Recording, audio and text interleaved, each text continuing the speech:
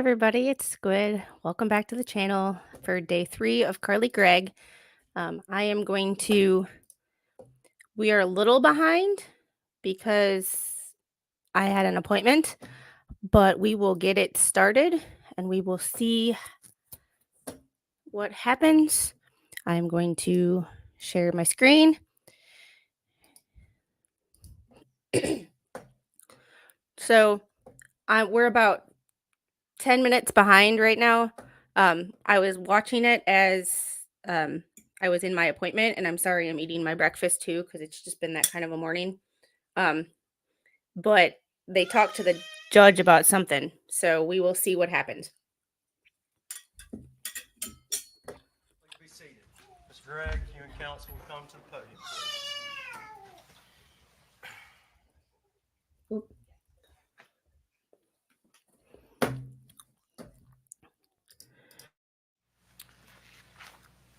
All right, Ms. Gregg, the state of Mississippi has has rested its case in chief. It's now time for the defense's case. It's the court's duty to make sure that you understand that you have the right to remain silent. You don't have to testify. However, you also have the right to testify. It is your choice and your choice alone. Do you understand that, Ms. Gregg? Have you had discussions with your attorney about that? I don't want to know what they were, but have you been able to talk to your attorneys about that? Ultimately, you can rely on their advice, but it is your choice. And you alone, it is only your choice. Don't look at your lawyer, Ms. Gregg.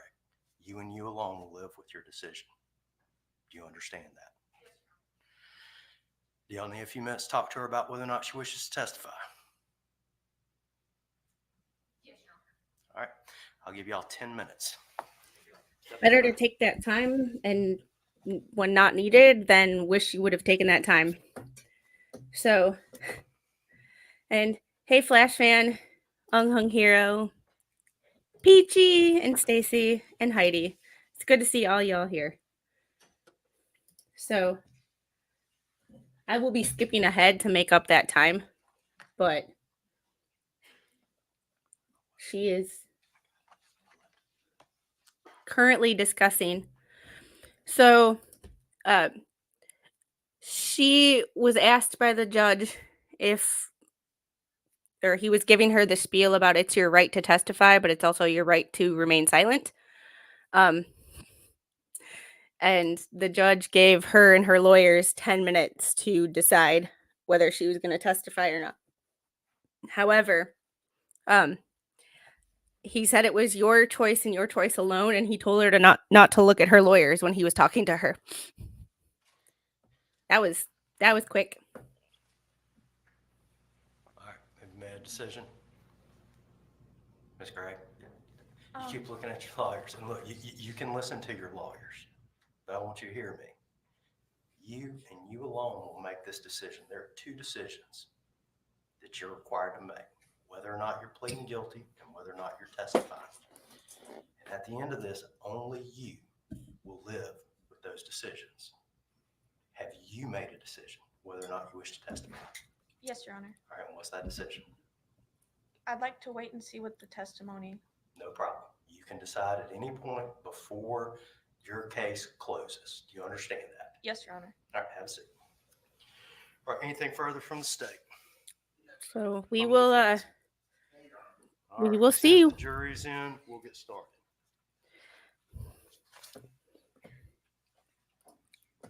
We still got time to figure it out. And I'm going to skip ahead just a little bit.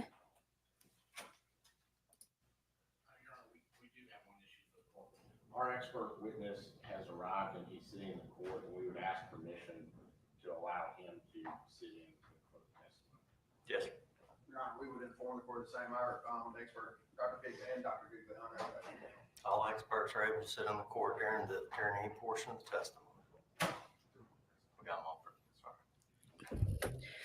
Oh, I would love to talk to Megan, just have her like pop on or do like a short stream where I just show her pictures and screenshots of Carly and see what her thoughts, not knowing a whole lot about this case.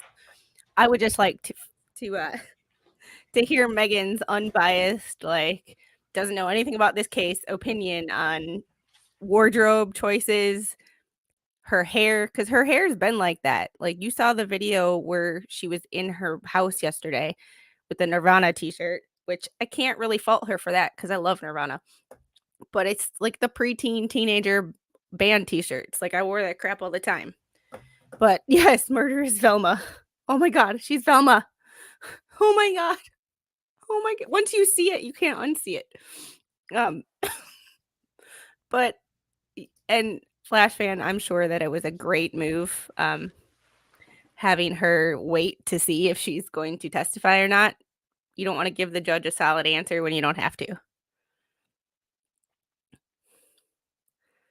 It seems like the defense attorney and the prosecutor decided to dress the same way. Black suit coat and a colored skirt.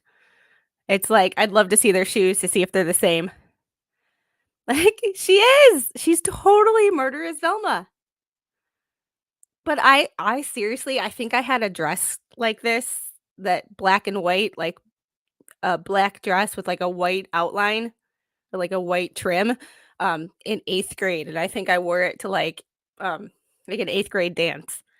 But that was back in 1990, 98, 90, 99.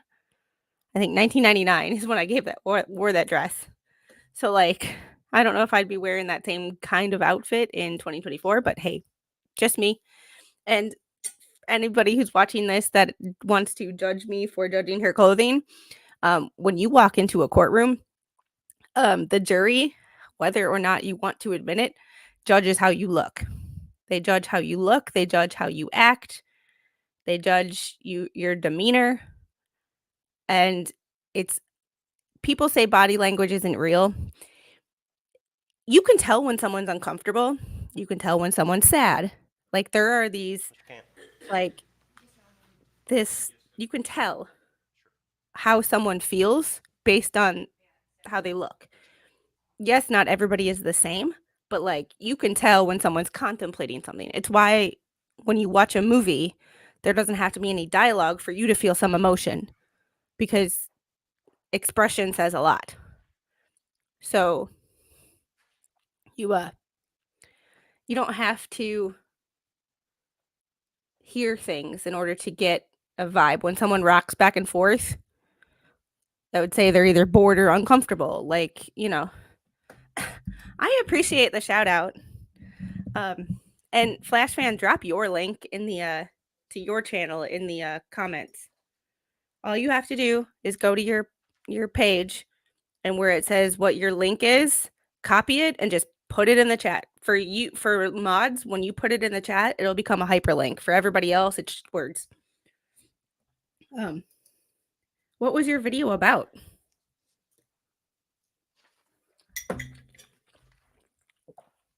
I am also going to go out of full screen because I have to move things elsewhere. All right, stay ready. Defense ready. All right, bring them in. The jury is entering the room. And we're about 9 minutes behind, so when there's breaks in the court, we'll just skip through them.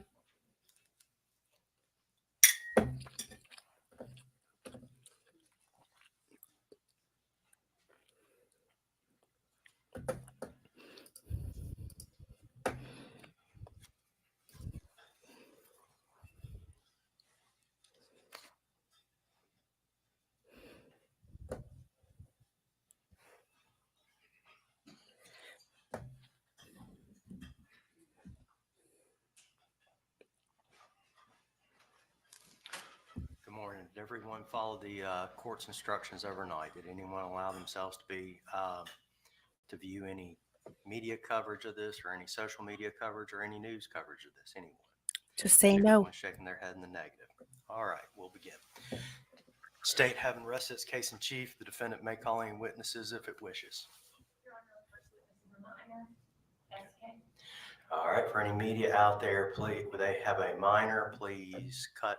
All right, I'm going to refresh this because yesterday, there we go.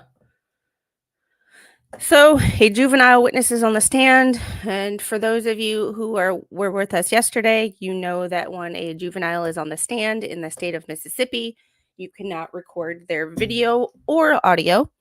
So, hopefully, they will do what they did yesterday, and they will give us a nice transcript in the chat. I'm gonna pop out the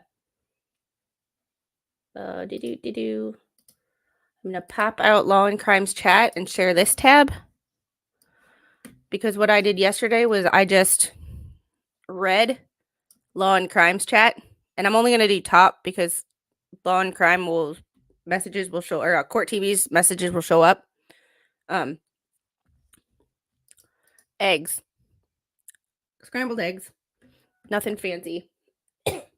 After the stream today, I have to run to town and go to the store because I need food.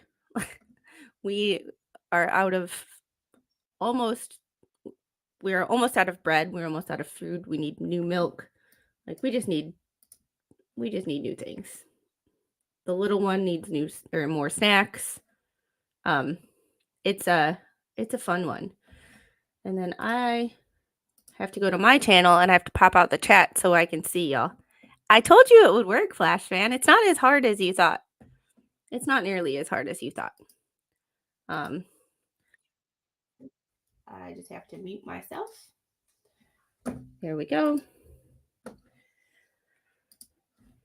And then I have to pop out our chat so I can see y'all, because I didn't do that before because, you know.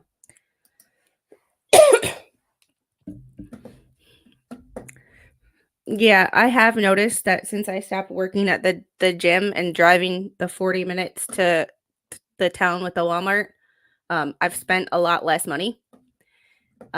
It's because when you go to town and you're like, oh, I have to go to town, not only do you waste gas getting there, but now you have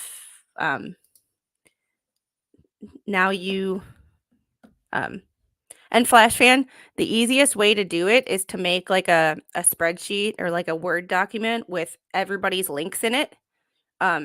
People who are frequently on this channel, people who other people you mod for, stuff like that, and then just copy and paste. That is the easiest way to do it. Ugh. Someone was like, I'm flipping back and forth between this and the Ocean Gate hearing, so I may miss things. Yeah, I know this is the Court TV chat, but they Legal Vices is live with the regular, or his regular Monday or Wednesday streams with going over the hearings live. So we will see. I if you just ever read Court TV's chat, like it's hilarious. Like an Ocean Gate hearings, at the Coast Guard one, like it's amazing what you know and what you see following other people on YouTube, and what the average person who doesn't and only follows Court TV or Law and Crimes channels sees, because you don't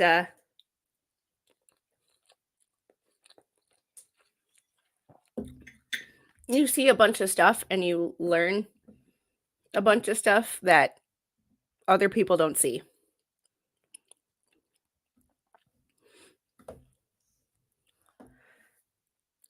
Oh yes, and for those of you, and I'm just going through and reading it because some of the comments are funny.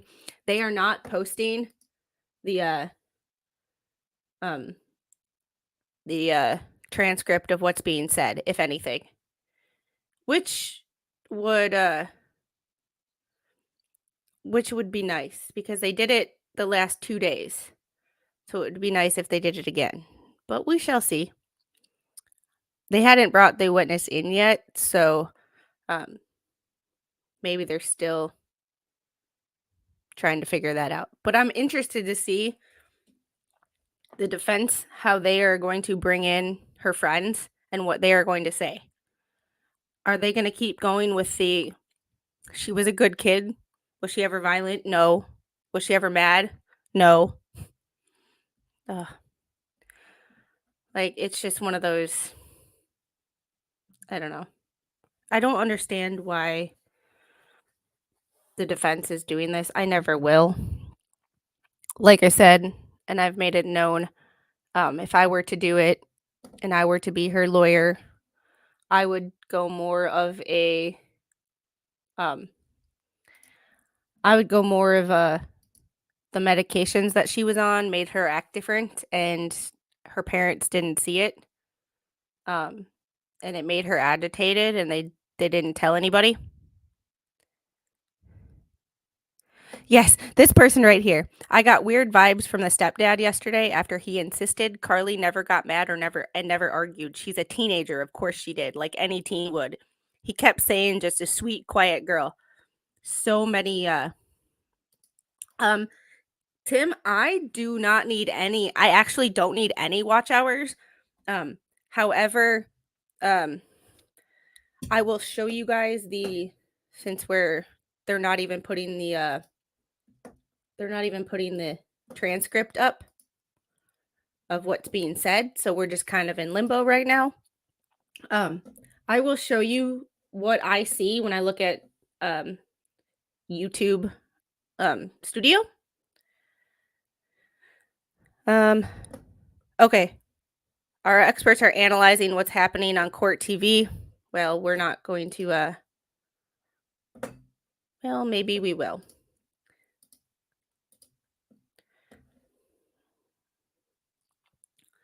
Let's see.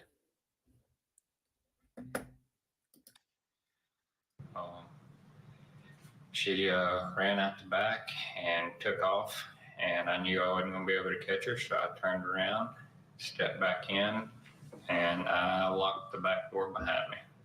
Do you know why you locked the back door? Because I was thinking there might be someone else out and about and around, in or out of the house. So I went to checking the house. Do you remember telling anybody that you were in such shock that you didn't even try to shoot Carly back or anything like that? No, it was very evident to me immediately that something was very, very off with Carly. The way she was screaming, the way she looked, she was moving so fast. Yeah, this is So, court so TV. Actual, Carly is at this point, she's out of the house. They're she's run analyzing off. what happened You yesterday. never actually saw someone, other than Carly at the house, right? No. I was All right, so that was a bit of what Heath Smiley shared. It's so sad. It's heartbreaking. I can't imagine being in his position. Can you? if they So ever here start we are. We're in the redirect examination of that juvenile witness, so we should be able to get you in the courtroom in okay, just a they're moment. doing But let's redirect, talk which about this means case. I'm gonna So really, not share this. So basically, she just said they're on redirect. Hey Tammy, good morning. It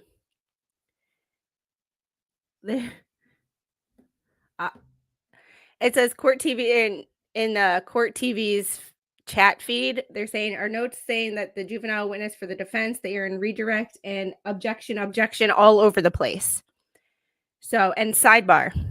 So they are putting a little bit up there, but getting back to Tim's comment, since we have a little bit of time, and we're behind a little bit, so if I get through this, I can always skip.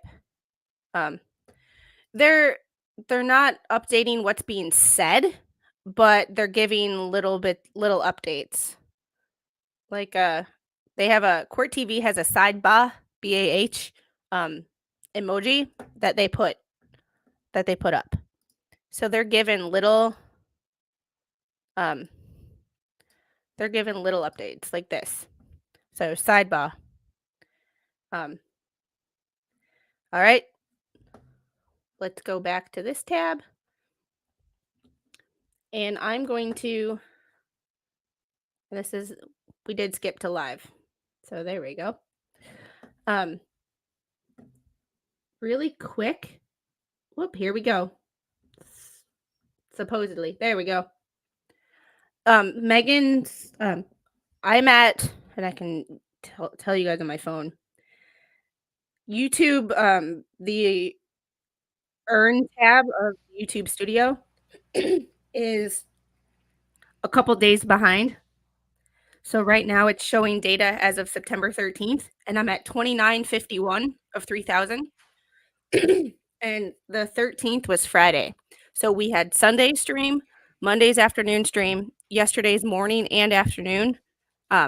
Megan's redirect into my channel was 300 watch hours. So I am good to go. I'm just waiting on YouTube to update. However, in order to get to the next step of page ads and shorts feed ads, I need 1,000 subscribers and 4,000 watch hours. So that's the next step. I do think the meds affected her. And here's her stepdad again. I don't think the meds affected her enough to not know right from wrong. You understand that you're now under oath and your answers will be sworn answers under penalty of perjury. Yes. But certainly could have caused agitation.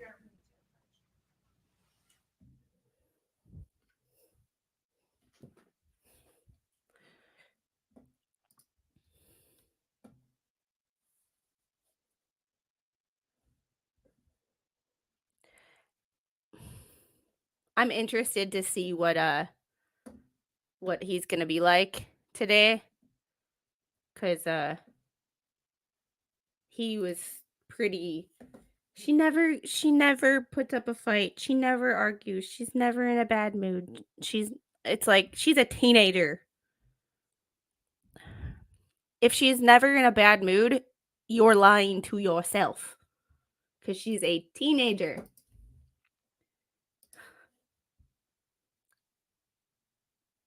He just looks like a beta. I'm sorry. Like, I don't mean to be rude, but he just looks like someone who just can't stand up on their own. I think Ashley wore the pants in that relationship, and that's why it worked for them. And now that he doesn't have her to give him a backbone, he has none. And I understand he's in a very difficult position of he was shot by his stepdaughter, who he considered a daughter. But at a certain point, she shot you. She wanted to kill you. So you might love her, but she didn't love you. Mommy, at the end of the day, let's be real. Like, I appreciate that. And thanks for sticking with me, even if you're chat hopping between different people. I appreciate all you guys being here, because I know mornings, Mo does her thing, Shizzy does his thing. Legal Vices starts at about 8 or Smiley, How are 9. you doing today? Megan All likes right, I to guess. stream at this time. And So I appreciate y'all being here. you testified. Let me ask you this. We've heard some testimony from you already regarding the relationship between Ashley and Carly. And you've said already that when you first met Ashley and Carly in 2019, until the time of March 19th, that both Ashley and Carly had a wonderful relationship, and you and Carly had a wonderful relationship. Yes. Is that true? Yes. And you talked with the state yesterday about getting married in Gatlinburg. Yes, that's correct. And who all was there for your wedding in Gatlinburg? Just myself and Ashley and Carly, and we got married on the balcony of one of the cabins up in the mountains. And were any photographs taken? Yes. And was that, how would you describe that day? It's really good. It was one of the best memories I've ever had. And how did Carly appear about you and Ashley getting married? She appeared very happy with it all, and she was just her normal, wonderful self all day. And was there an occasion after you and Ashley got married that that you guys adopted some puppies? Yes, we've got 2 golden retrievers now. They're running around playing all the time. And can you tell the jury a little bit about how you got that second golden retriever? We we actually surprised Carly with that one. We had talked a lot about the first one and got him, and decided he needed a buddy at some point, a year and a half later. So we had got it all set up to get him and didn't tell her. And we said we had to go meet her grandparents, pick something up, and then we'd go out to eat. And we were really waiting on the lady to bring the puppies around to us. And she was pretty surprised and taken back with that one. And on any normal, typical weekend, how would your family typically spend a weekend? We were kind of in between my parents and Ashley's parents. So sometimes we would go to her Carly's grandparents' house, one or the other, or we'd stay home some weekends. And she got to see family, or she got to hang out with the dogs. Somebody stole my chair. Sometimes her and her mom, more so than me, I'm not much on all the movies and stuff, but they'd sit down and watch movies they liked together. Hey, y'all. They'd like running and going shopping or something here and there when they needed to.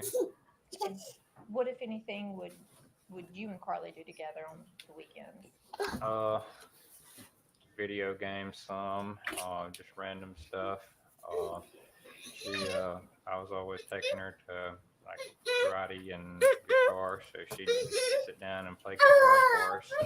And she had a acoustic guitar and electric guitar. We got her at Christmas one year, and just whatever, try to take it easy.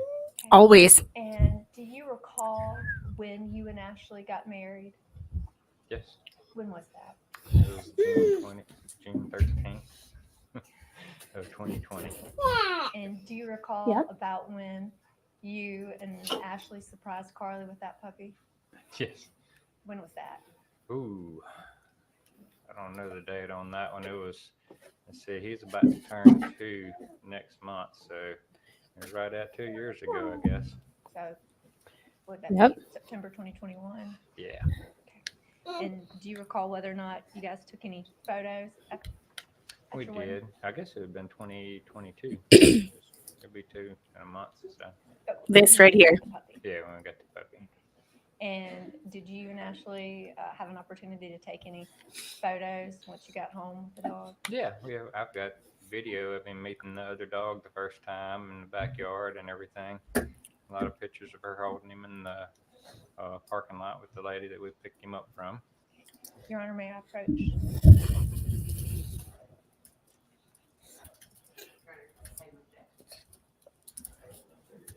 Mr. Smiley, I handed you 2 photographs. Do you recognize who's in that first photograph? Thanks, Jay. Yes. Okay, who's in the first photograph? It's Ashley, myself, and Carly. And when was that photograph taken? That was June of 2020 when we got married in Gatlinburg. And She can feed herself with a spoon, photograph an accurate depiction. but she messy AF, and I don't have time to Yes. clean up. And with the second photograph, who's in that photograph? That's Ashley and Carly. And do you recall when that photograph was taken? Same day before we got married. And is that an accurate depiction Yes. of what you observed that day? Yes. That's photographed there. Mm-hmm. It is. Your Honor, I would ask that these 2 photographs be admitted into evidence. I think she will, because her other defense witnesses aren't going to do crap for her like she thinks The they will. objection to remoteness will be sustained in part and overruled in part. Court will sustain the objection to remoteness. This photograph, have it marked D2 for identification purposes only.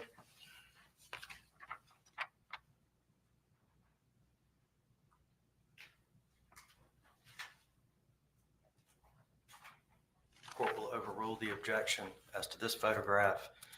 As to remoteness, it'll be marked S3 all purposes. I mean D3 all purposes. And may I publish that to the jury, Your Honor? Hand it to the bailiff.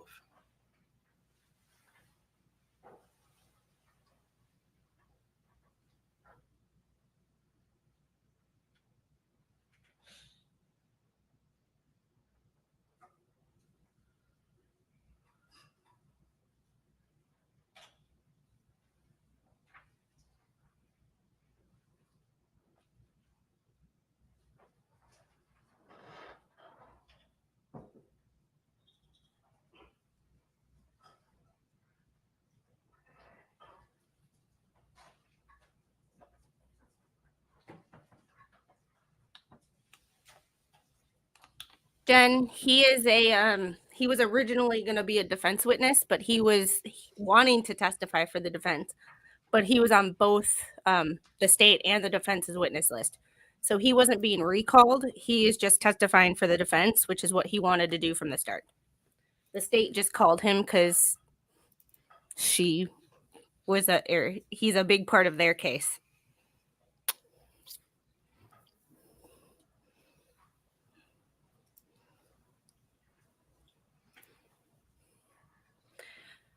But I don't think he's going to help the defense like he thinks he will.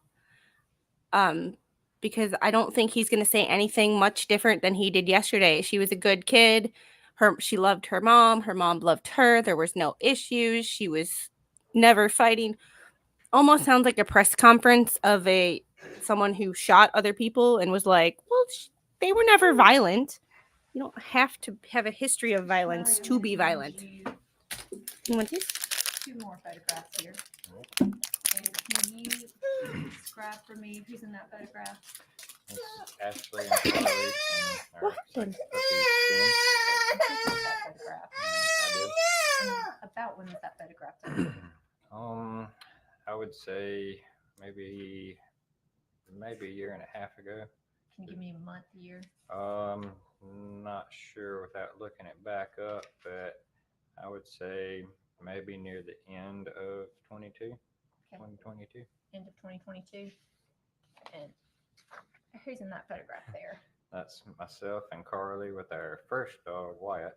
Okay. And can you give me a month and year for when that photograph was taken? I don't know a month on that one, but it was maybe just over 2 years ago. Can you give me the year? I'd say sometime in 2022. Okay. And who took this photograph? Ashley. And is that a true and accurate depiction, as Yes. you recall it, that time? Yes, And who took the first photograph? I did. Okay. And is that a true and accurate depiction of what Yes, you photographed at that time? yes, it is. Your Honor, I would ask that these 2 photographs be. I didn't even think of that. I mean, I didn't even think of that. Relevance and remoteness. He does kind of have crazy eyes, though. Overrule the objection as to remoteness. They'll be enter his defense next in number.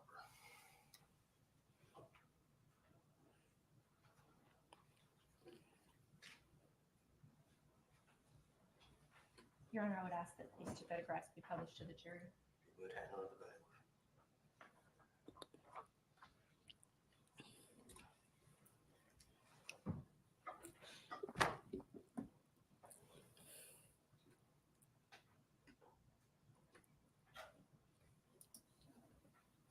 You might be right. I don't know, to be honest. That was never anything that I considered. But I don't know.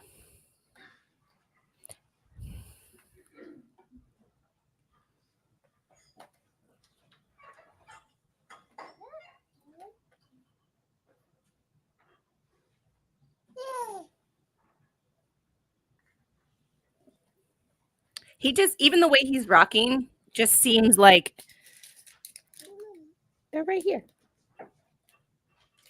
Doesn't seem normal to me.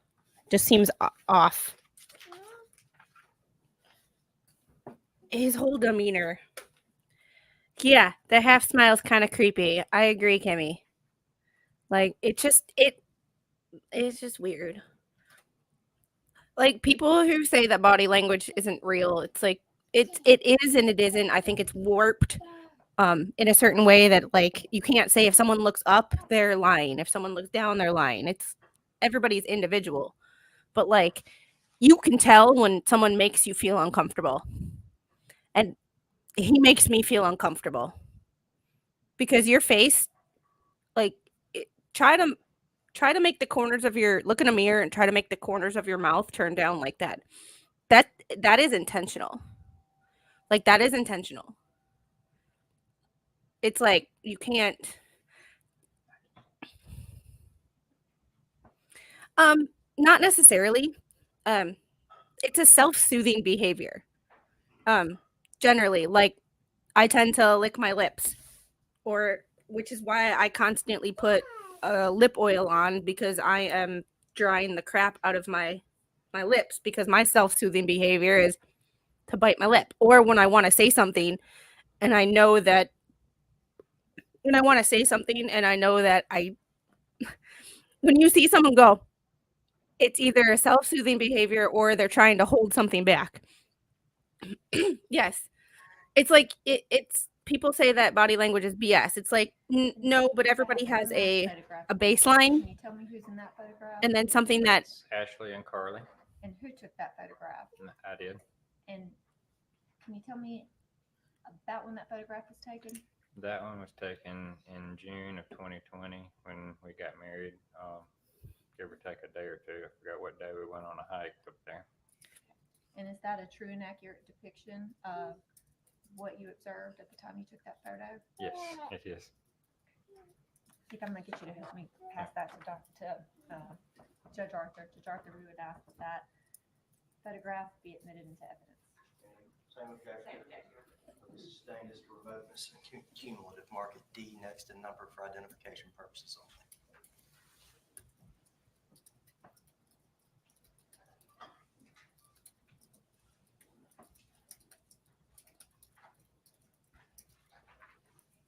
Your Honor, we would typically. Cross-examination.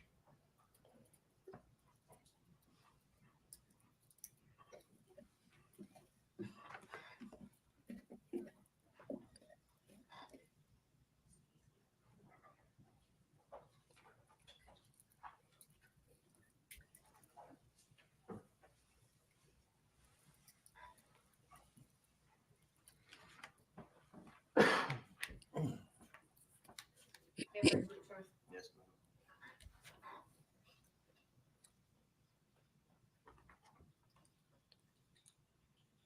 Keith, I've handed you two exhibits, Exhibit S7 and D3.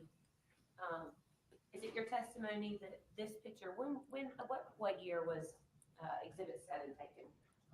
That was just under a year ago. And I believe yesterday you testified that that was an accurate description of the way Ashley looked in physical appearance the last day you saw her alive. Yes, I guess that's reasonable. And in fact, the picture that you just talked about from 2020 actually kind of looks about the same, doesn't she? It does. You agree with me that we won't ever get to see Ashley after March 19th, 2024, get a day older, will we? Correct. And that's because of Carly's actions? Yes. This picture of Carly from 2020, would you look at her? You identified her yesterday at the dance table. Does that look like the same girl to you? Yes. She doesn't look any older as she sits at that table 4 years later. Not really. May I publish that to the jury again, Judge? so they're showing pictures of her being happy and using that as a defense.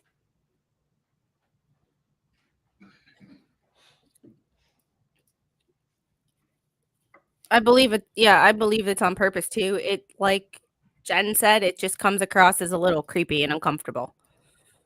It makes me feel uncomfortable.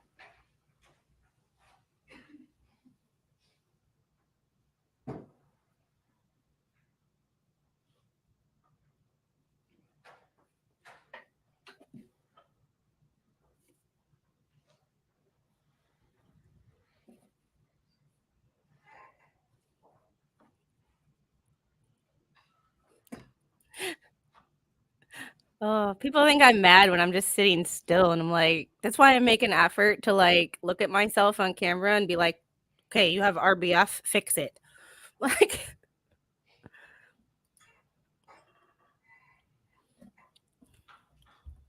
ooh, on a side note, my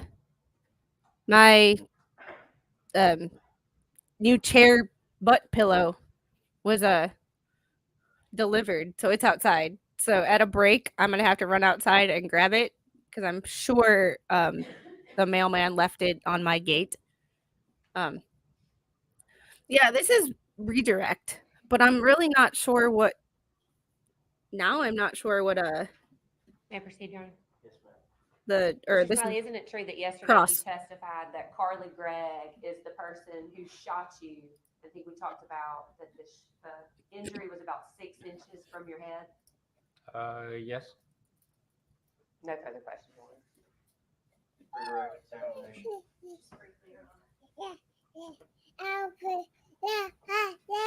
You say she loves you, but she shot you in the shoulder, which is very close to your head. Yes. Do you feel any differently about Carly now than you did when those photographs were taken? Keith, on cross-examination, Catherine asked you if Carly appeared to be the same in those photographs as you were looking at as she does right now. Does That's she? what I said. She does to me. I mean, I've aged a little bit over time. I think everybody does. Is there any other way in which you feel Carly has changed dramatically from how she appeared in those photographs and how she appears today? Not really. I mean, her hair is different, obviously, but it was fixed up that day for a wedding. I tend to agree with Your Honor. To be finally released by the defense, Yes, sir. by the state. No, sir. All right, you're still under subpoena. You're still not to discuss your testimony. I'm sorry.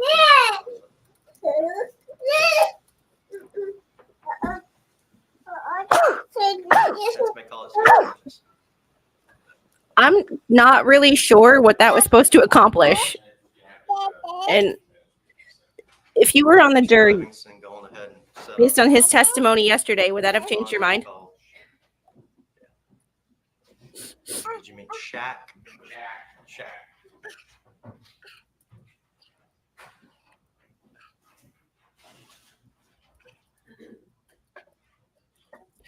Girl, no.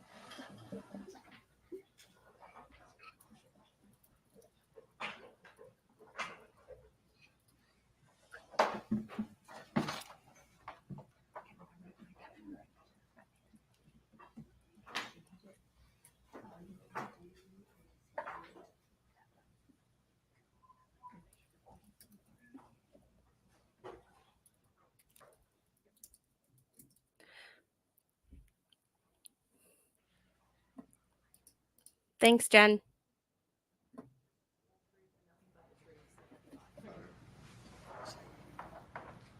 No worries.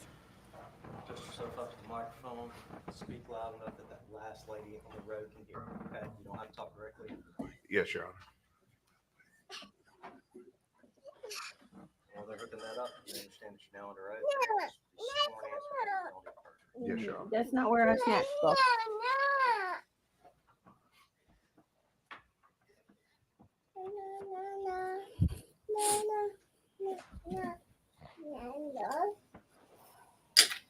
Mm.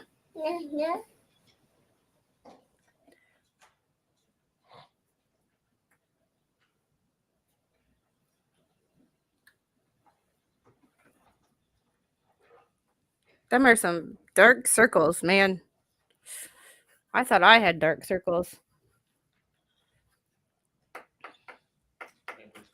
Yes, sir. Would you please state your name for the record? Tony Shack, And Tony, where do you work at currently? Rankin County Sheriff's Department. And what do you do for Rankin County? I do interdiction, criminal interdiction. And I want you to go back to, I think it's the 19th of March of this year. You participated in a case concerning Carly. Do you remember that? I do. What was your participation in that? So I drove out there to assist. I came from the interstate. Whenever the call came out, I didn't know the full details of it, but I knew what we were doing. I came out there to assist look for her. When I came to look for her, I came on Farmington Boulevard out there. I think it was around 5 o'clock traffic, 5:30. I can't remember the exact time. When I was coming down Farmington Boulevard, there was traffic in front of me, traffic behind me because it's a big neighborhood. I looked to my right. I saw her standing there, a female. That's what I knew we were looking for. I immediately put the car in park. I hopped out. I said, "Are you involved in this incident that happened in this neighborhood?" She goes, "Yes, sir, I am. Is my stepdad okay?"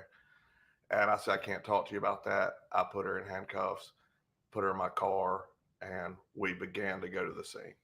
Yes, and so you were informed to take her back to the scene. Is that correct? I was informed different things on the way to the scene. Yes, I was informed to take her to the scene. I was informed to take her to the office. I was informed to take her to the scene. So I kind of did a merry-go-round in Farmington for a minute around a median. Finally, I did go to the scene. Yes. And so finally, evidently, you were told to, yes, bring her to Yes, the scene. that's correct. Okay. And so then once you got her to the scene, I know you had some conversations with different officers and everything. I did. Okay. And you've seen your video from that night. Yes. Or from that day, and you Yes. remember it. Yes. Okay. Well, yeah. I mean, not just dead specific, but yes, I remember. Okay. At some time, you turn your body cam off. Do you I remember? muted it. You Yes. muted it. That's correct. Okay. And you muted it because you didn't want what was being talked about heard, correct? Right, about a personnel issue. Yeah, I didn't want to just start talking about an issue there. It was about having to go back and forth, coming around to the scene. Okay. You're in the let me just understand correct. Okay, Okay. There, you have a policy and procedure with the Rankin County Sheriff Department. that's correct. And it says you're not supposed to mute it and you're not supposed to turn it off. That's correct. And you're in the middle of an investigation. That's correct. And you're the person that has custody and control of the suspect. Sustained is deleting. Who had custody and control when you turned your body cam off? She was in my vehicle, but she had other investigators that were then assisting. Okay. Yeah, I was out of the car. She was just still in there. And I think, is there any time that you can ever turn or mute when you're on, I guess, still performing your duty on a case? Well, during this particular situation, I was talking about something that was not involved in the case. I was talking about a personnel issue, so that's why I did it. Okay, so you intentionally violated your policy. On what basis? Sustained is deleting. What is the policy on the Rankin County Sheriff Department's use of body cams?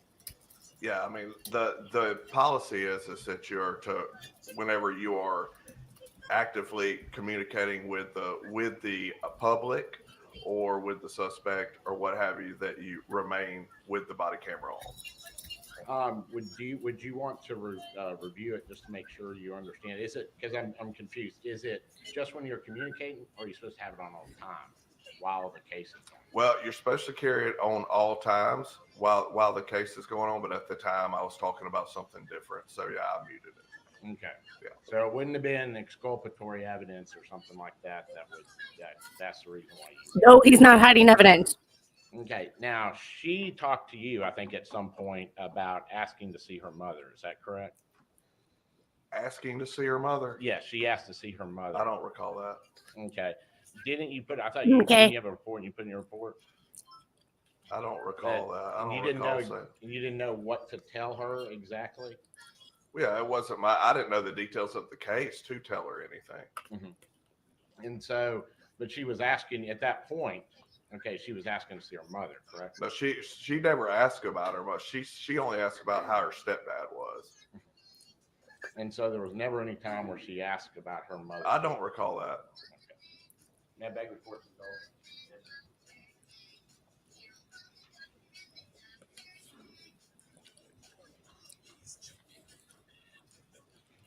Your Honor, at this time, we would ask that we be allowed to publish his or play the video, his body cam video.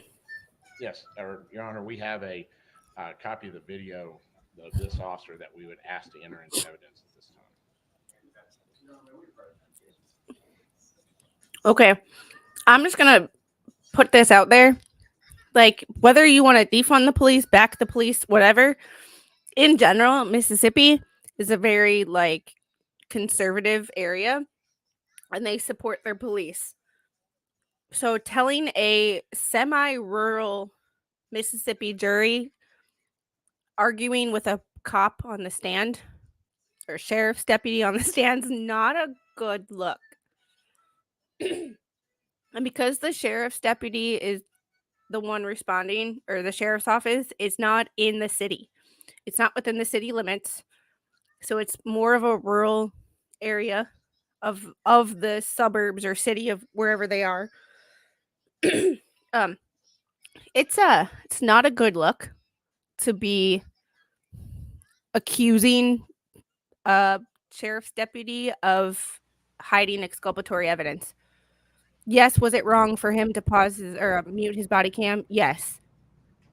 They could always, at a later date, if that what he was talking about was not included, they could redact it on the video.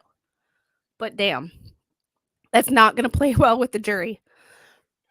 It might work in a DUI case because we've all seen Larry's videos of DUI cases when cops lie, or cops exaggerate shit during a DUI case. However, this is not a DUI case, sir. Like, you might want to back off with accusing the cop of something, especially when you don't have proof. Whatever's in his report, remember what he wrote in his report, he probably wrote the night of the 19th or the morning of the 20th or somewhere in that time frame. This is September 18th. Can you remember if you wrote a paper 6 months ago, what you wrote? I couldn't. Even though I wrote plenty of papers for school, I couldn't tell you details of what's in them. So asking him to remember details without looking at his report, I wouldn't be able to tell you. My memory sucks, though, so that could be it. But no red Solo cups. Ladies and gentlemen of the jury, I'm going to go ahead and ask y'all to step out for about 10, 15 minutes. Everyone remain seated while the jury exits. Ooh. They going to discuss something.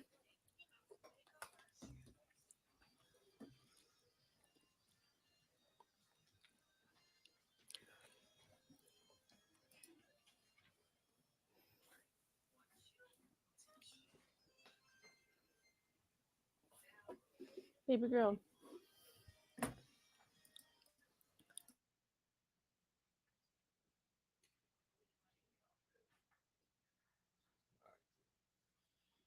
Officer Shack, we're in recess. You're not to discuss your testimony with anybody. If you need to use a restroom, let one of the bailiffs know. They'll take you out. All right. What's before the court is a request to move a body cam video into evidence. Is that correct? The state's only objection is you haven't seen the physical media that's being introduced into evidence. Is that correct? That's correct. There's no other, if it is in fact the body cam of Tony Shack, you have no other objections. Is that correct? That's correct. All right, get the body cam. I'm going to instruct the defense. You got a few minutes to get the body cam video onto a physical media that can be entered into evidence. The problem with a thumb drive is, unless you have a clean computer that you're going to provide at your cost to the state, it's got to be able to play on that thing right there. That's all we have for the jury to take back. So y'all take 10 minutes. We'll be in recess. On that note, I have to run out to my fence and grab my my new chair pillow And I got to do mom stuff with the fact that someone's not potty trained yet. So I will be back. I will keep the stream up just in case it starts. Have a great recess, everybody. Take a potty break, get a snack. We're going to be here a while.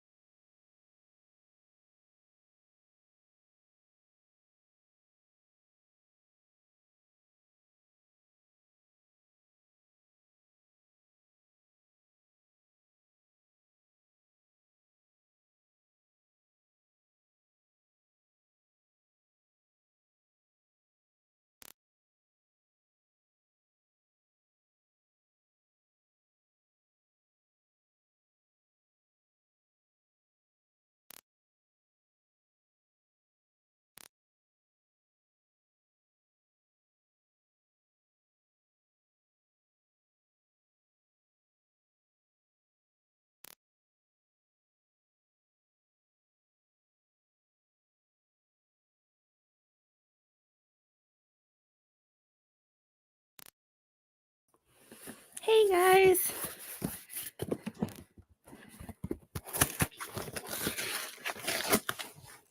We got a package.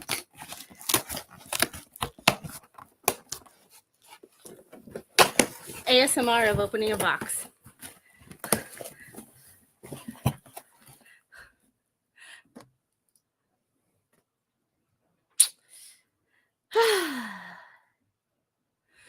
Yeah, recess means got the monkey bars, and there's a seat cushion that's rolled up.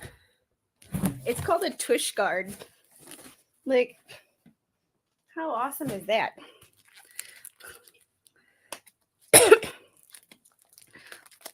Oh, come on. And you know, I could grab like a scissors or something, but I'd rather struggle and or have everybody watch me struggle. Because, you know.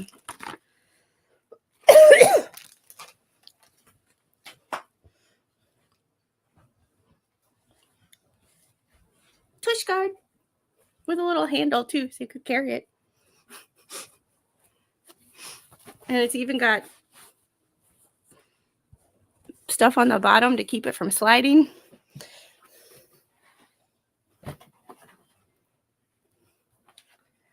Oh, that is so much more comfortable. It's just a plastic bag. It's not super strength, but I'm going to go throw this in the garbage so that my already messy desk area does not get any messier. Be back in a minute. It's kind of nice. It's definitely better than the pillow, the flat pillow from my from one of my chairs that I was using. Now we can put that one back behind here. Ooh, it's good for the posture too. All right, let me throw this stuff in the trash.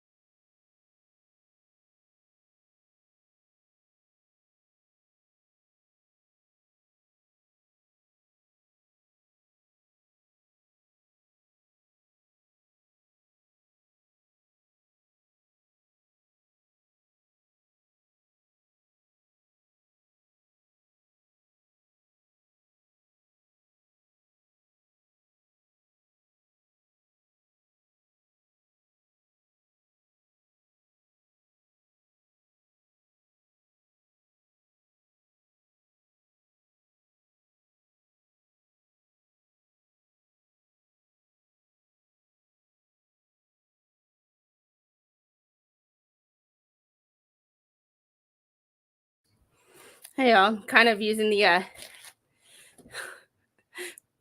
I'm kind of using this recess as an opportunity to clean up my area, because between baby squid making a huge mess, I had art therapy this morning, so all my supplies from this morning, because I literally hit end meeting on the super squid.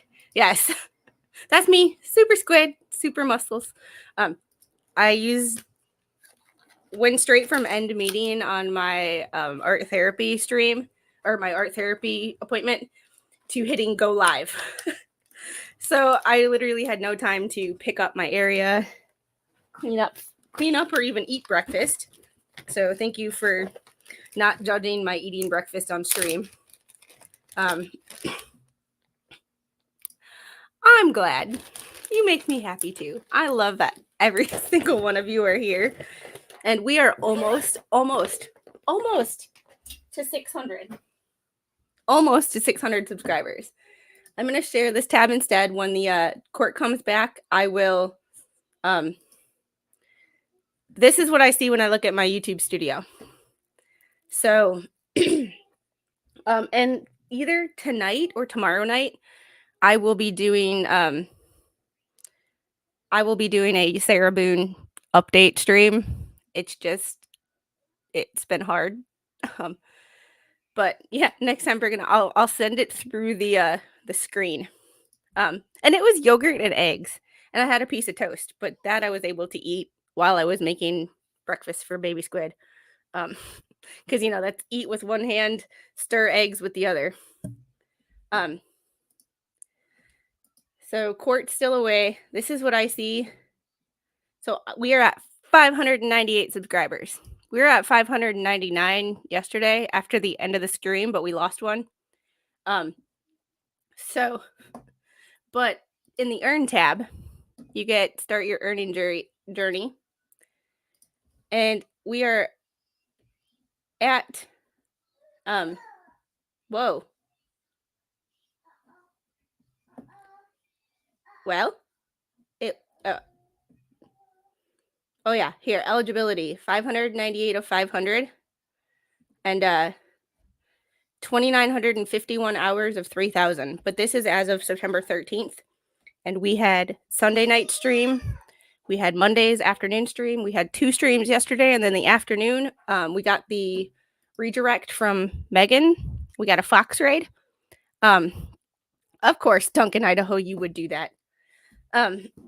So because we got the Fox raid yesterday, that was a whole bunch of hours, and I appreciate everybody who stuck around.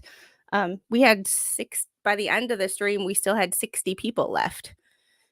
Of course, you would do that. I have a few people that are yes, but that was as of last Friday. So I believe we're at like 32 or 3,300 by now. So we're there. We just got to wait for YouTube to catch up. So, but to get to the next part where I can get page ads, you need 1,000 and 4,000 watch hours or 10 million public shorts views, but I don't make enough shorts to, I have 13K public shorts views. You need 3 million. If you don't have 3,000 watch hours, you need 3 million views. So I don't make enough shorts to qualify for the 3 million shorts views. But we're there. I'm not sure. Okay. I think the dude's defense, the male defense attorney, Kevin Camp, I think is his name. Kevin Camp. Yeah, that's right. His test or his direct examination of this witness, I think is awful. I think is absolutely awful. In Mississippi is a really good, like, back the blue. And I'm back the blue unless you give me a reason not to. Like, yes, I don't consider cops my friends when they, like, pull me over or are talking to me in an official capacity, but I also don't go out of my way to be a dick. In this capacity, he's being a dick to a cop in rural Mississippi. Probably not the best in the eyes of the jury. I believe she's going to have to testify. And Roy, I could do that, but what I usually do is, like, my shorts are always a snippet of a different video. Like, I did a couple Sarah Boone shorts of a couple of her hearings where the judge was like, the time is the date is the date, is, we're not changing the date no matter what. and I link them to my other videos. So I know people usually ignore shorts that are just a short and people just reacting to something, but I cut a minute portion or a 30-second portion of a different video, and I link the video back to it. So it's supposed to drive traffic. Yeah. See, and I'm a back the blue, but I'm also I trust you until you give me a reason not to. It depends on what areas you go to. Towards Atlanta, I would say no, but in the rest of the town, but I live in a small town where cops, people speed through this town all the time, and cops here, it's not that they're bad people. It's just that I live in such a small town with such little crime that pulling you over for speeding, especially people with out of state plates, um, is like a hobby. And I'm the kind of person that I back the blue, but if you give me a reason not to, then I won't.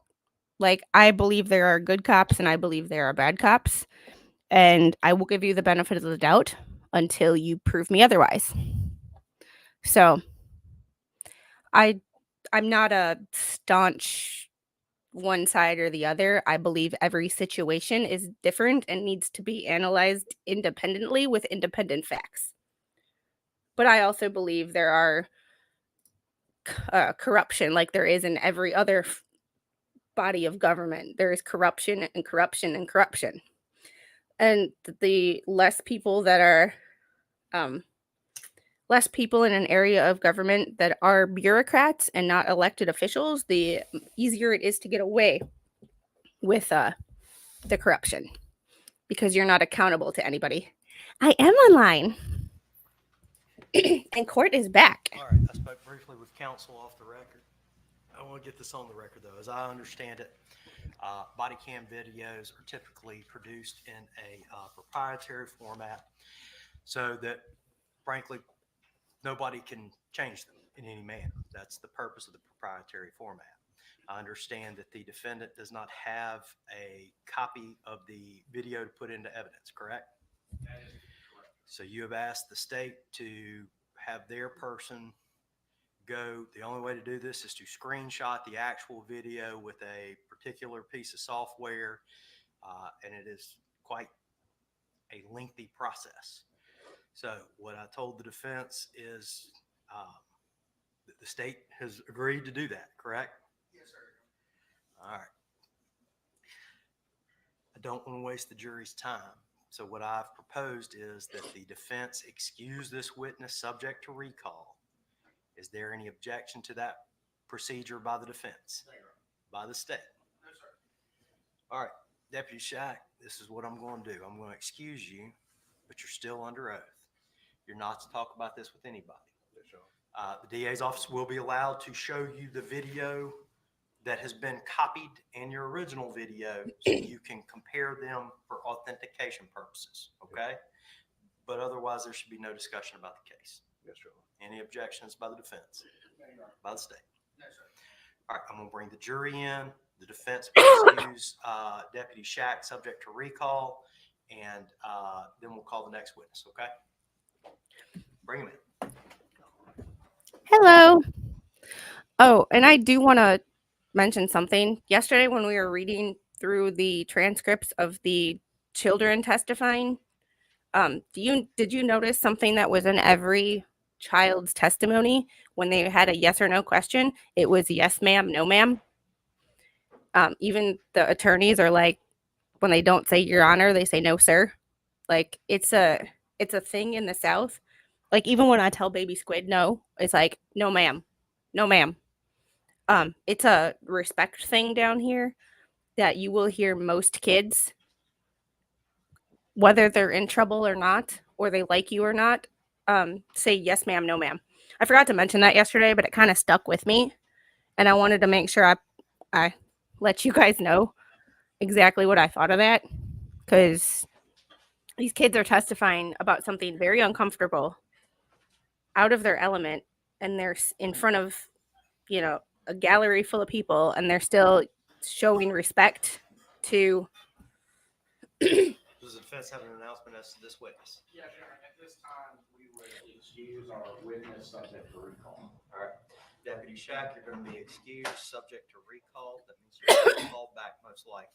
Yes, You're not to discuss this testimony with anyone at this time. You understand? Yes, Your Honor. All right, stand down. Please exit the courtroom. While he's exiting the courtroom, the defense may call its next witness.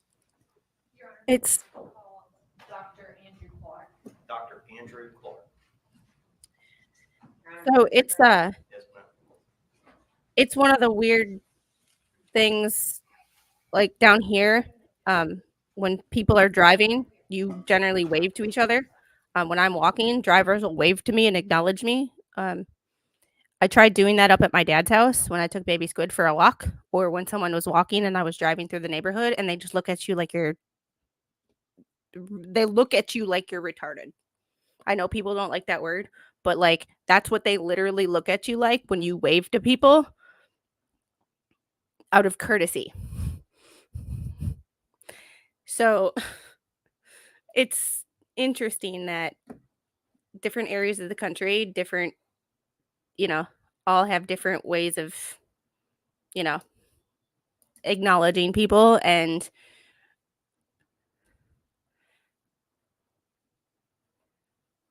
yeah, we say, well, I don't say it to my parents, but like I say it to other people. But it's like I will I drive. need y'all to step out one more time. Y'all go. Y'all go. Sit. I mean, and I'll tell people when kids do it, or even other adults do it, when they say ma'am, I say, I appreciate it. I know you do it out of respect, but you don't have to call me ma'am. Oh, and I wanted to, for those of you who were watching Megan's channel yesterday, and she had a poll up about what you call a U-turn, and what I say is something that was not a poll option. I say flip a bitch. Someone said turn a bitch and flip a Yui. I say flip a bitch. The record will reflect we're outside the presence of the jury. At the bench, we had a discussion about some medical records. And we'll say this for both sides. I'm not taking another break. If you want something in evidence, you better have a complete copy of it. Go on ahead and show it to the other side. These people are getting paid $25 a day, and they are away from their jobs. They didn't ask for this job, and they didn't want this job. I forced them into it. I'm tired of wasting their time. You have 20 minutes.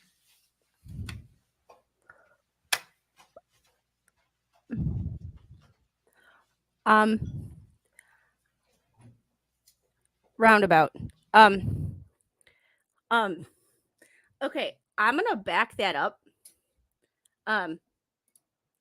I'm gonna back that up, and I just want you to look at the judge's face and his usual like calm demeanor. And like, what?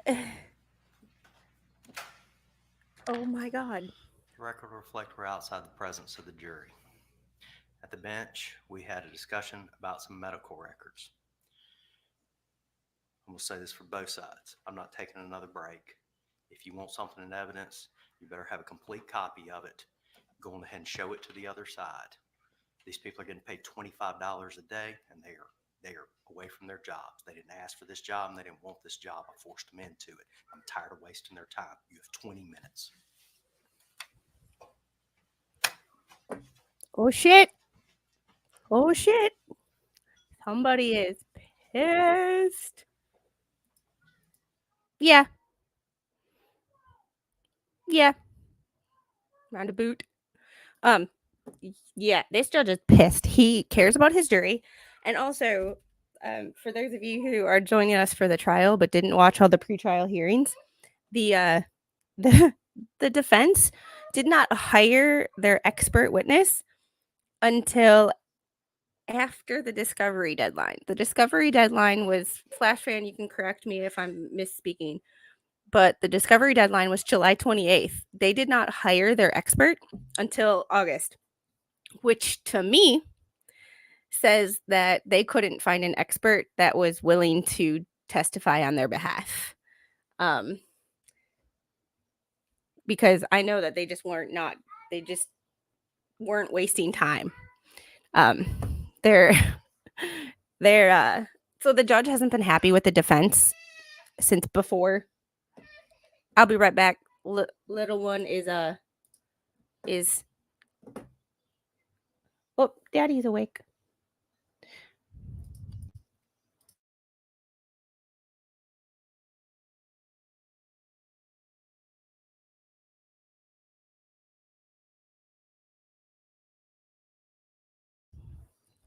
All right, this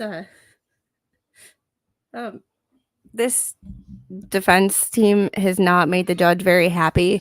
And thinking about what happened at the end of the day yesterday, when the judge was like, "I hope the the prosecution that he's going to let in that all the defense's phrasing and parts of the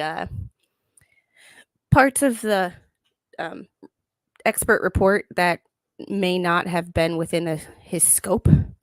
Hey, little one. But and he was like, he didn't want this case to ever come back to him on appeal because of something stupid like that.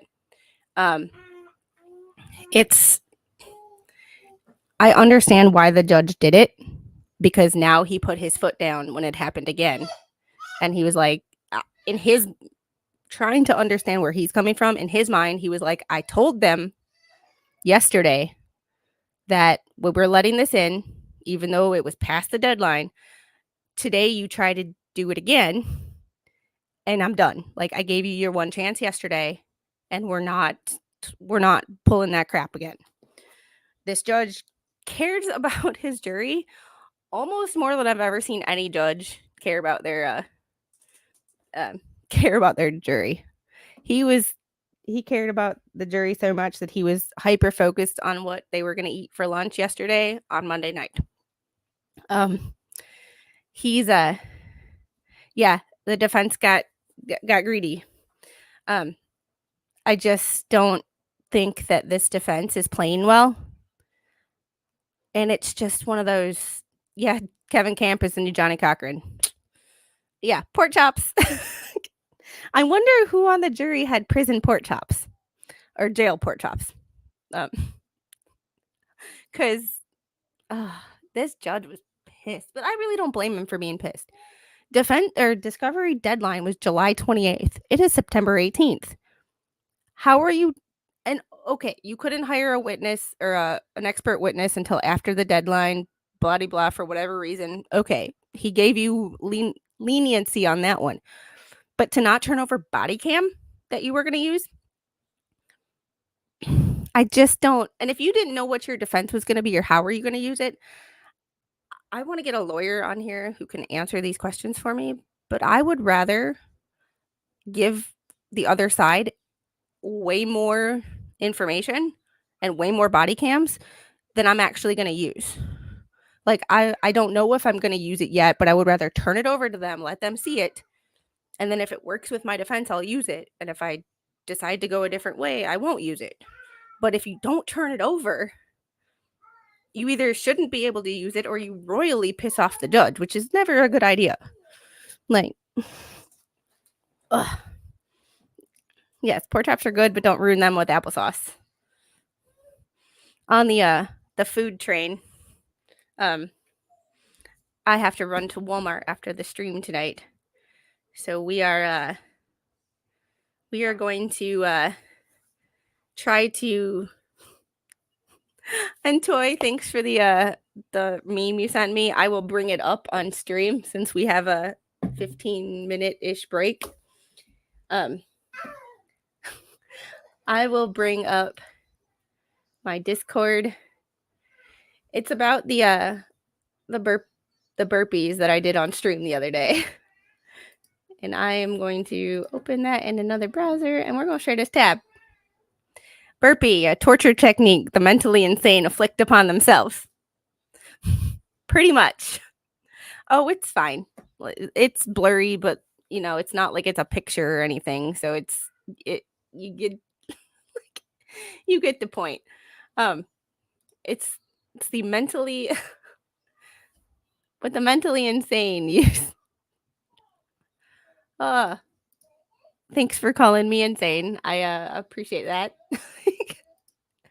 You've made my day. When I used to go to a kickboxing fitness gym called 9 Round, and there was a lady there who had a tank top that she made by on her own. And it was blinged out. It was like, those crystals that you see tank tops, being blinged out with. It said burpees hate you too. I like applesauce. I like pork chops, but damn, don't put them together.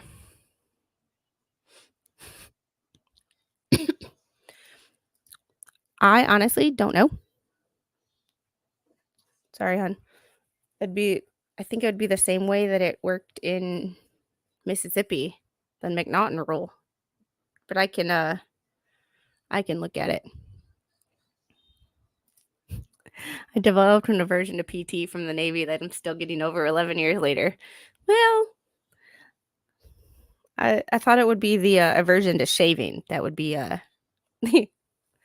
the problem child there. So somebody sent me a new song for Baby Squid, and I have to try to open it. Like,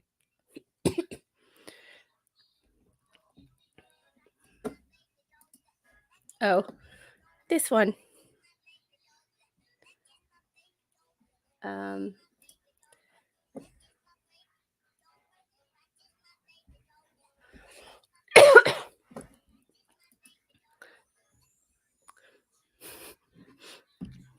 Let's see if I can hey Taz, how are you? Taz, so we are on a little bit of a break. The judge yesterday afternoon had let in that evidence from the defense's medical expert about the Lexapro affecting her personality. And the judge was like, I don't want to, and I think I'm wrong, but I also don't want this case coming back to me. Even though the expert report was submitted long after the discovery deadline, which to anybody would be like, okay, don't turn things over after if you don't have an expert witness by the discovery deadline, you're SOL. Well, today, the defense wanted to put in some body cam footage of a sheriff's deputy who apparently muted his body cam, and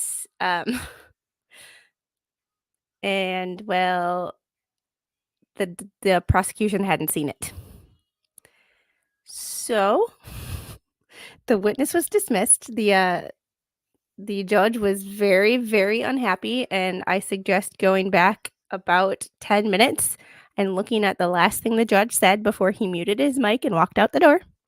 It was a mic drop moment for sure. And yeah, I can't believe some people think he's biased. He is one of the least biased judges. I just feel like he's over the bullshit. He's given both sides leniency on deadlines for things, introducing evidence to not have this case overturned on appeal or come back to him. Like he doesn't ever want to. He told the court yesterday he does not ever want to see this case again. He he's not happy with this. Like yesterday, he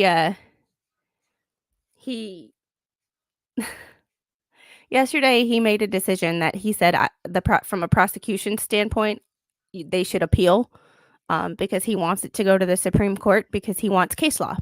Because right now there's no case law on the decision he made. So he goes, I think I'm wrong, but this is what I'm deciding anyway.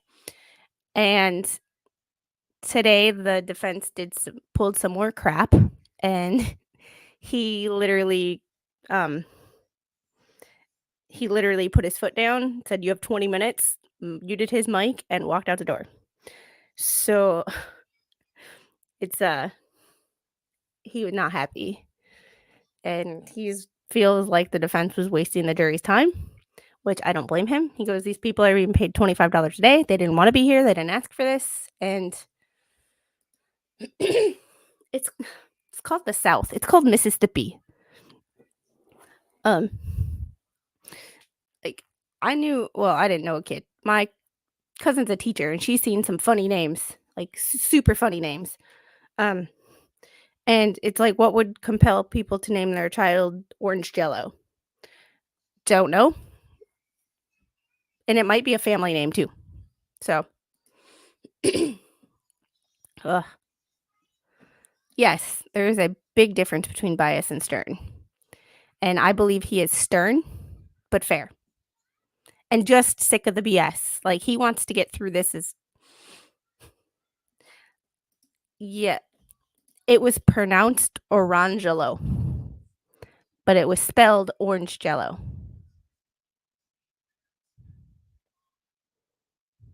That's the last I'm going to say about that one. So, and that's just one of many that are like, huh? So, yes. And if I were to take a guess at Judge Arthur's age, I would say mid to late 50s. So,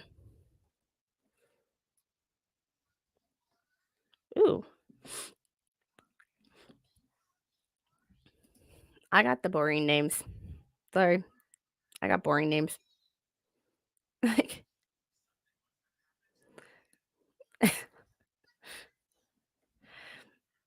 and I'm all for a different name. Like I'm all for a name that's different, but not gonna get your kid made fun of. Like, oh yes, I would love to see, and this is kind of something that I want. Like, I would love to see is different judges. Like, I believe when a judge retires, they should start a YouTube channel and just react to other cases and what they would have done or what they think is completely crap. And I know each state has different laws, but there is some shit that's universal. And I would love to see Judge Arthur react to Karen Reed, react to Daryl Brooks, and what they would have done in these cases. Because some of this shit is just ridiculous. And you as a layperson watch it and you're like, I know I'm not a judge. I know I'm not a lawyer. I know I'm not that educated in law, but damn, that's not what I would have done. And I understand that judges have a hard job. I get it. But like I would love to see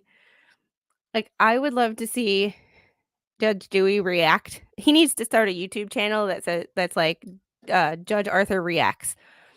And I would love to see him look at Daryl Brooks and how Judge Mommy would have Judge Daryl would have react, or how he reacts to her behavior and her decisions, and how he would react to Daryl Brooks's shenanigans. I would also like to see him look at Karen Reed. I would like to see him look at Jussie Smollett. And I would like to see him look at Judge Schroeder for both Kyle Rittenhouse and Zachariah Anderson. I would like to, those are the cases that I would really like to see him react to. Just in the, like the decisions that those judges made compared to what he would have done. And also how he would have dealt with those defendants. Because in my mind, Judge Schroeder did really, really well in Kyle Rittenhouse. And then when he got to Zachariah Anderson, he looked like he had dementia. He acted like he had dementia. He acted like a completely different Roy, I think your attitude would get you in trouble as a judge because you'd be a smartass when someone asks you a stupid question. you'd be like, I told you this 2 weeks ago on Tuesday. Why didn't you effing listen to me then? Like, did he actually have a stroke? Or is that like, because I've heard people say he acts like he had a stroke and his, or he got dementia or something, but I didn't know if that was actually a legit, if he actually did or not. Because I'm sorry, if I worked with stroke patients for 6 years, like that was one of the main, on the rehab floor, that was 60% of our caseload was stroke.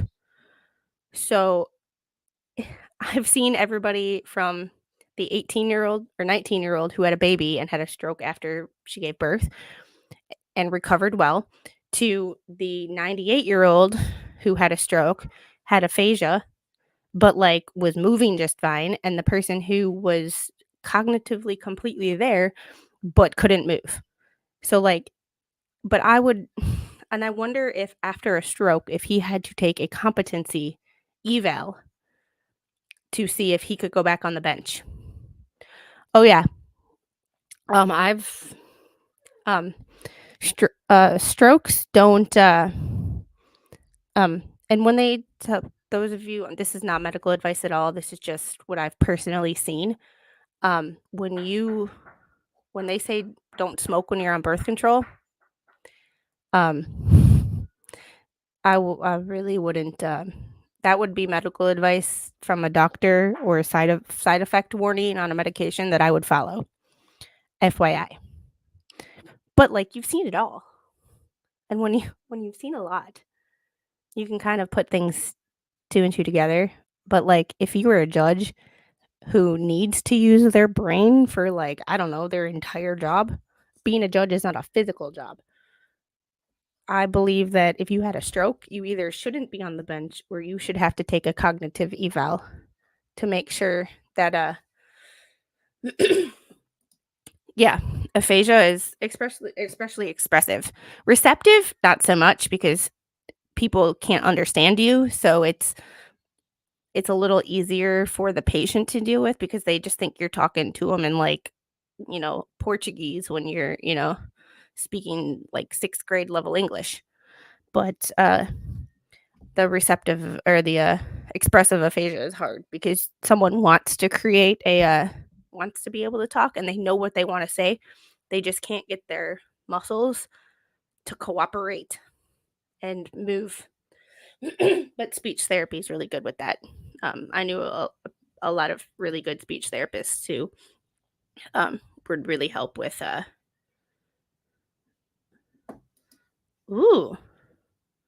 lawyer in Tampa.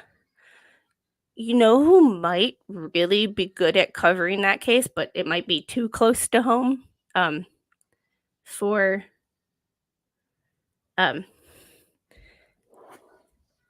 yeah. Oh yeah, and Maya. Yeah, that's another one. Thank you.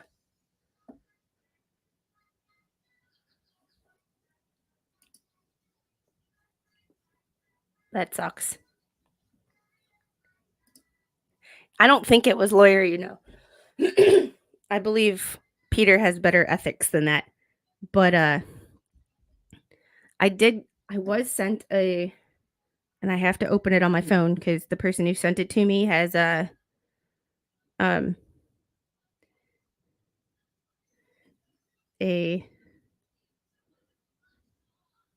have to email it or message it to myself.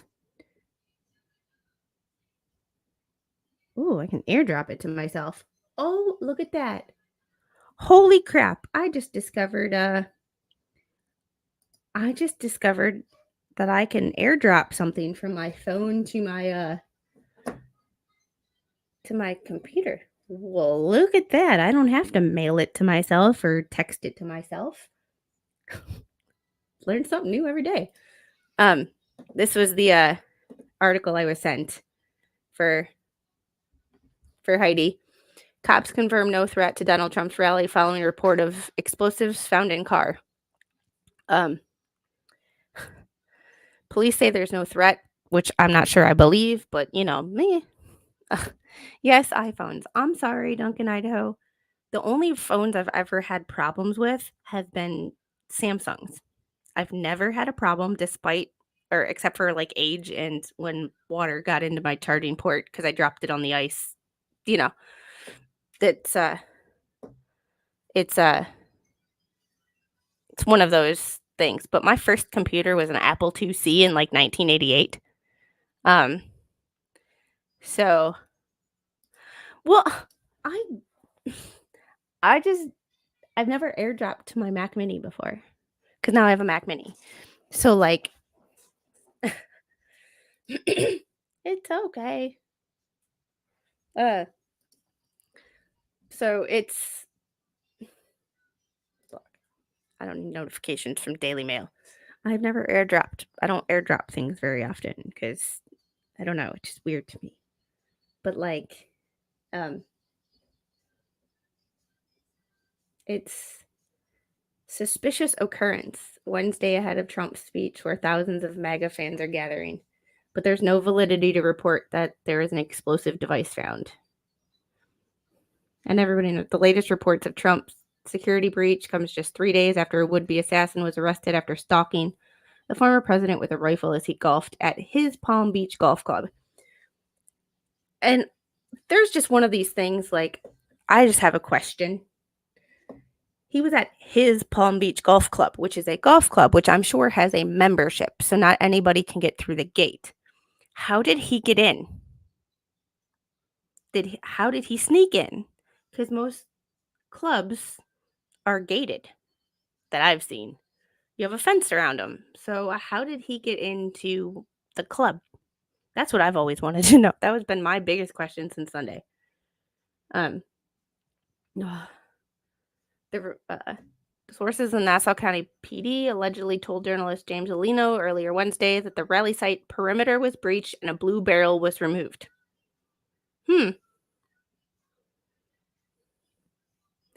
And Lord knows that we can't have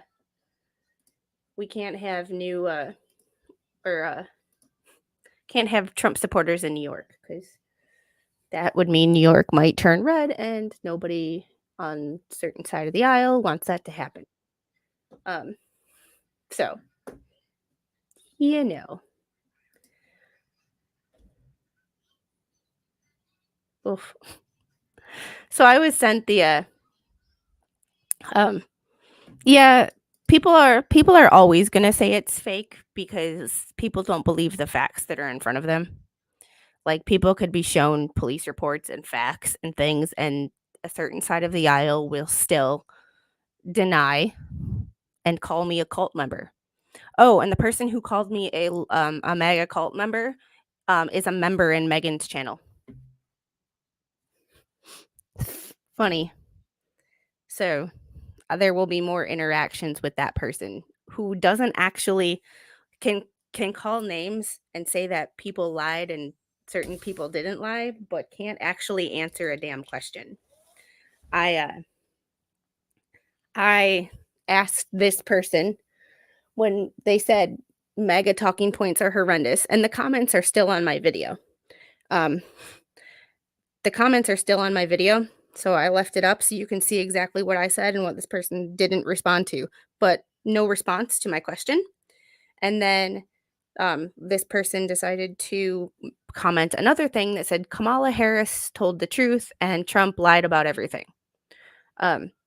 I proceeded to produce a video of a guy on, I believe it was TikTok, or it was YouTube, going over 28 and lies that Kamala told and providing the evidence of the context. And I get no response. It'd be one thing, like I have more material because I'm gonna look up a screenshot I took on my phone to somebody on Facebook. They had commented on a meme that said 4 years ago the Dow at 19 or they'd commented on something on a report about the unemployment numbers. And they said these pesky facts. 4 years ago, Dow at 19,000. Today it closed at 41,250. 4 years ago, unemployment was 9.2. Today, 4.2%. Facts matter. My response was, getting jobs back that were lost due to the economy shutdown does not count. And then I Googled unemployment rate August 2019, and I got 3%, 3.7%. National unemployment rate 3.7% was unchanged over the month and little changed from August of 2018. So August 2019, it was 3.7%. So August was right before COVID reports started coming out, because COVID reports started coming out around October. But I responded to him and I was like, those pesky facts.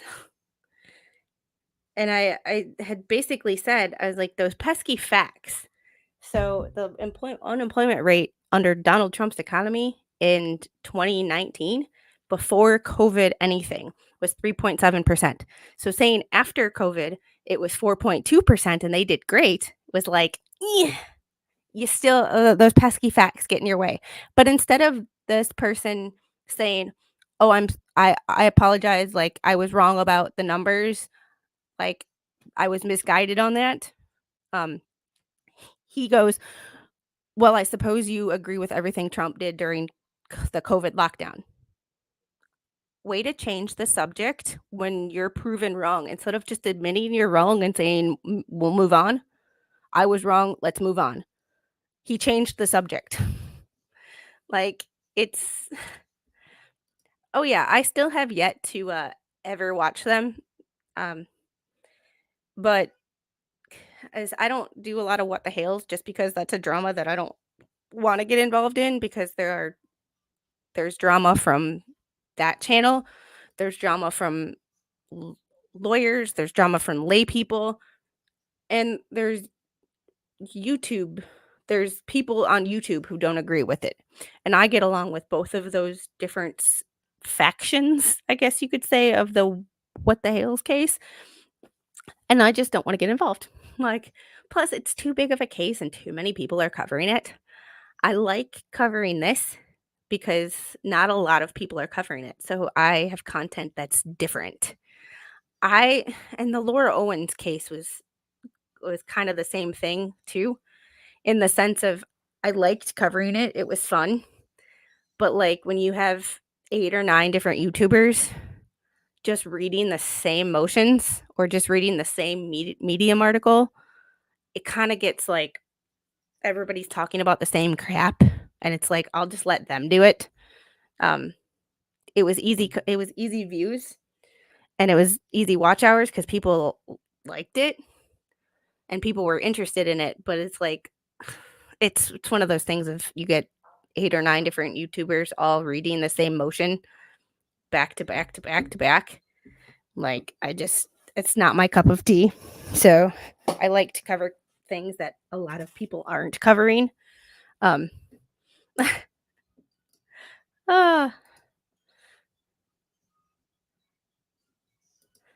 and I like to what is seen as an argument in the sense of like a law perspective. Bring facts, because emotions change. Facts rarely do. Emotions can change minute to minute.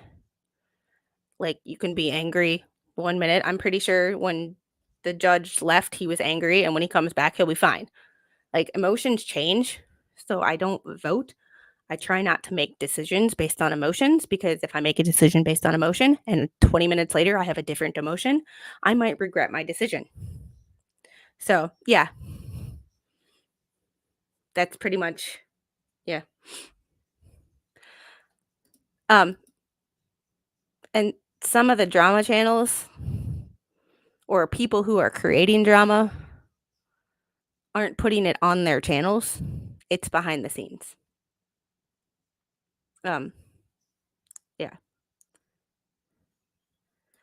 Yeah, I like to point it out, because if I just say, and it's another one of those bringing receipts, if I just say, I got into an argument with someone called me a name, I provided them with facts, and they didn't respond, y'all could be like, prove it. So I like to be able to prove it because I like being able to, and I guess this is why I like the law, because I like being able to argue and prove my case. And I've always liked, my parents can tell you this if you ever see them in a chat. My whole goal in life sometimes was to prove them wrong and to point out the fact that I proved them wrong. That's where my attitude kind of, that's kind of where my attitude um, can become a problem sometimes, almost to a fault, where I like to prove people wrong. And like now I've sort of learned to pick my battles. But when I hop into somebody else's chat and you instantly say you're leaving because there's a mega um what's funny is this person called me a mega cultist, but is in a member on Megan's channel. And I don't own any red hats that make people crazy. I don't own any Trump gear at all. I just don't. Like, I don't like spending money on any politician, especially one that's a billionaire. Like, I I don't like giving money to politicians that aren't grassroots because they make a shit ton of more money than me, so why do you need my money? Um, so it's yeah, and yeah.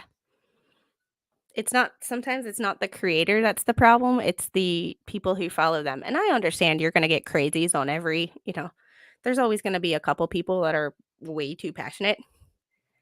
That's where this person called me a mega cultist and then didn't stick around for no. Well, no. No, this is relatively recent. And I thought this person because they follow me. So yeah, that's different. Like, that's way different. Like, I give people super chats.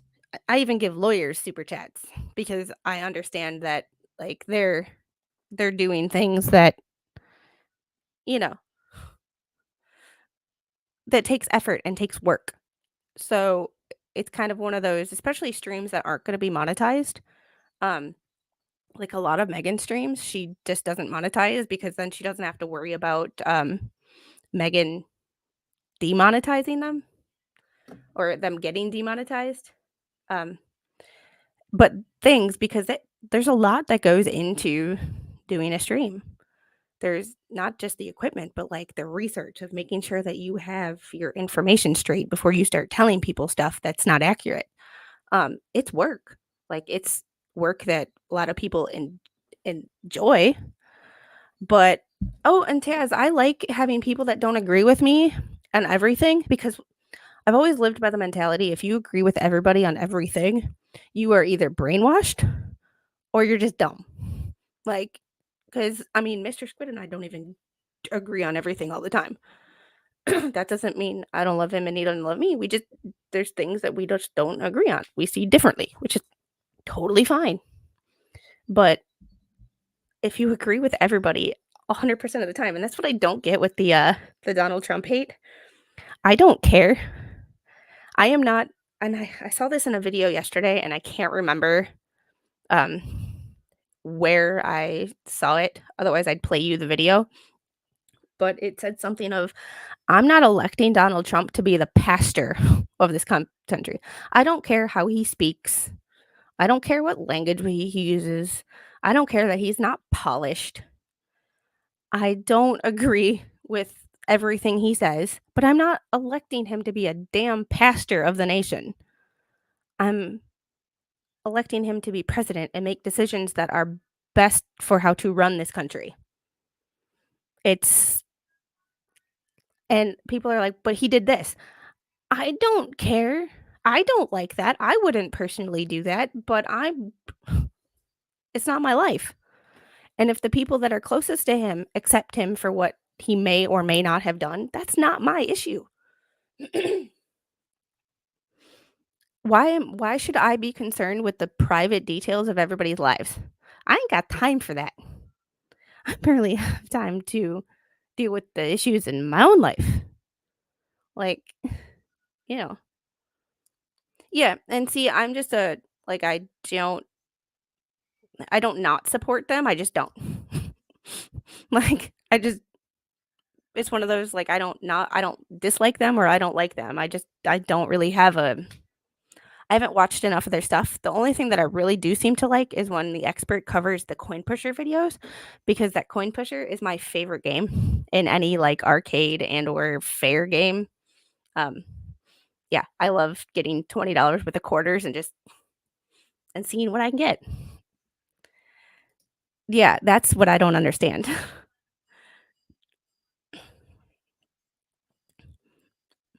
What and Flash fan, I'm about to make a comment that you might not agree with in regards to you, but I believe you're more centered than you think. Um, there are far people on either side, but I think the most of us fall somewhere in the middle. And I believe, although you might not see it based on some of the things that you've said and how you talk, you're somewhere in the middle, just like I am. So, and you're back. I left the courtroom at 10:06, gave y'all 20 minutes. It's actually now 10:44. Do you have copies of the medical records that you need at this time, Mr. Camp? Has the state had an opportunity to view the medical records in their entirety? The medical records, yes, Your Honor. All right. And there's one set of records from the school district as well. All right. Are the parties agreeing by stipulation to the admissibility of the records?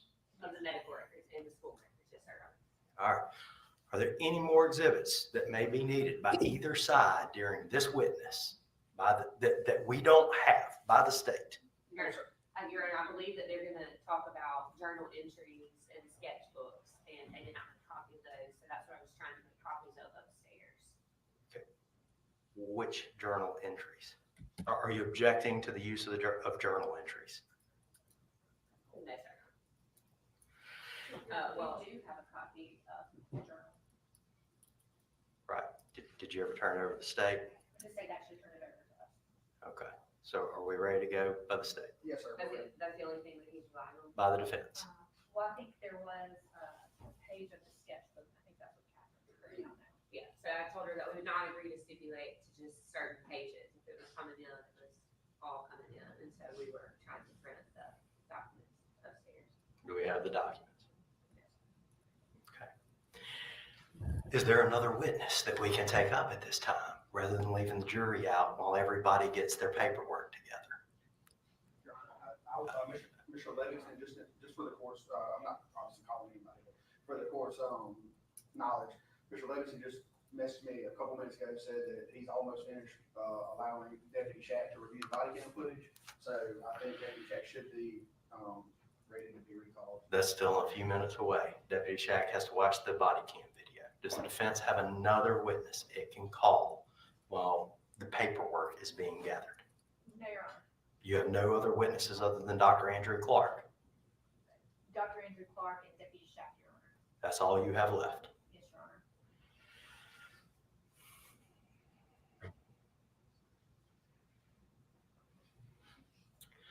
All right. And It's correct or- insofar as there are portions, if there is a journal, the state is invoking the rule of completeness. So I can't put the doctor on the witness stand until I have a complete set of what's going into evidence. How much longer will it take? I take it the state printed out the medical records for the defense. Or they had some, we printed out the rest of them. We have a complete copy now to introduce. Can we at least try to do the medical records and hold do you have any idea how long it'll take for all the journals to be printed? Does the defense have all the journals? The defense has a complete copy of a journal. It's just a sketchbook. Do you have a complete copy of the sketchbook? No, Your Honor. Your Honor, Deputy Shack is on his way down. He has reviewed the video. They can call him if they wish to. That's Mr. Livingston. And Judge, for the record, I did leave, one of the ladies in my office just agreed to keep printing those, and they're gonna bring down a copy, 2 copies. All right. Give the defense the disc. Y'all get over here and make sure the TV works before I bring the jury back in and have to send them back out. I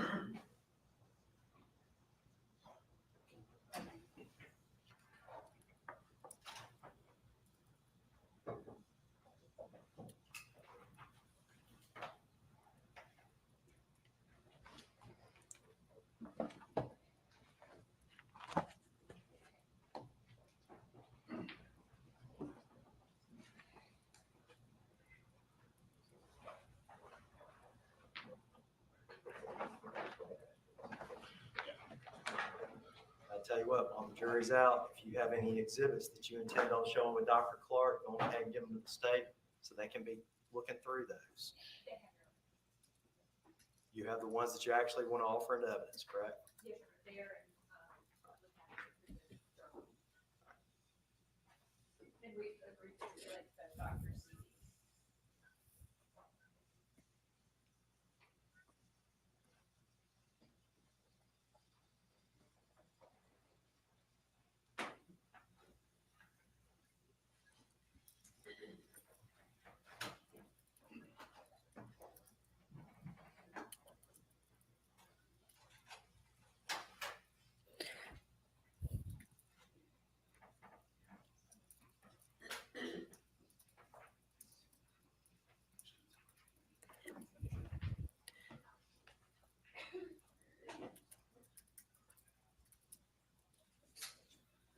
That judge still does not look happy.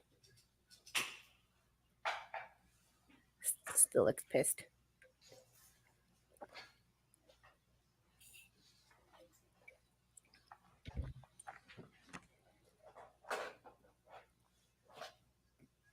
Your Honor, would you like for me to get our investigator, get Mr. Shack in? Pull Mr. Shack outside the courtroom for just a moment. If you would, if an investigator can get him posted up, though, that would be helpful. Post him up outside. Yeah.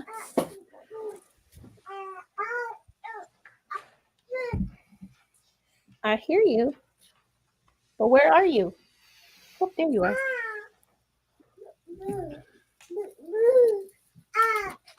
Livingston, if you wouldn't mind taking the exhibit, put it in there, and let's just make sure it plays. We'll bring it there.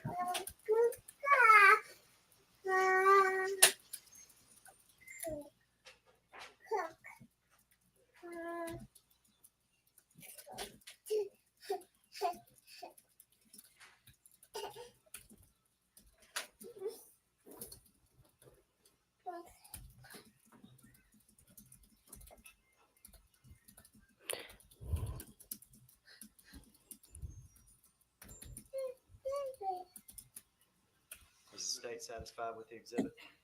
Yes, sir. Is the defense satisfied with the exhibit? All right, close it, take it out. But leave the equipment up, please.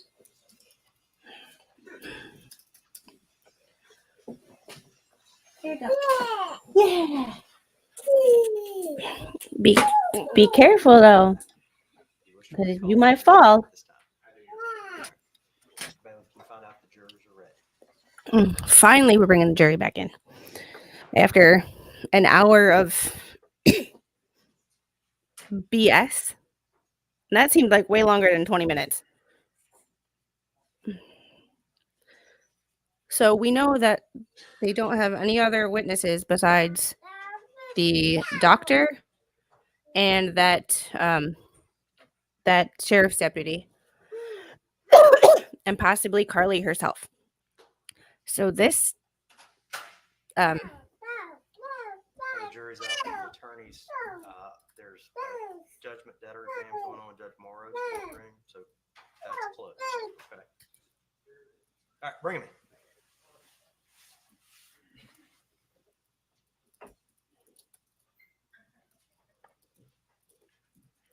I'm more MAGA, not Republican by the traditional sense of the word, like fiscally conservative, but socially, you do you as long as it doesn't affect me. I really hope she testifies because it's yeah. It is more comfortable than the pillow I had on here, I gotta say.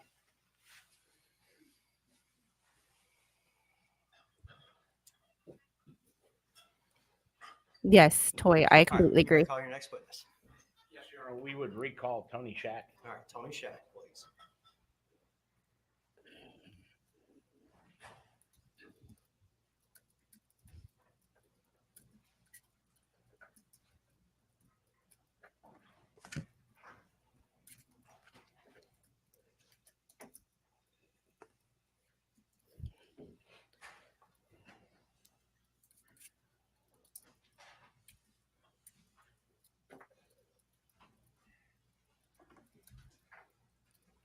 Let's re-swear.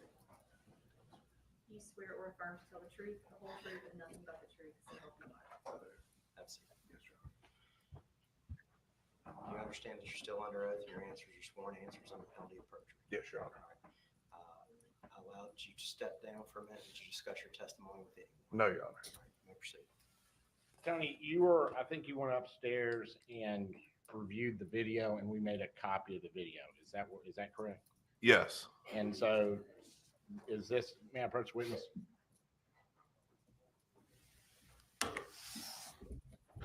This is the video that you. That's correct. Okay. Your Honor, at this time, we would ask that this be admitted as defense. I think it's 4.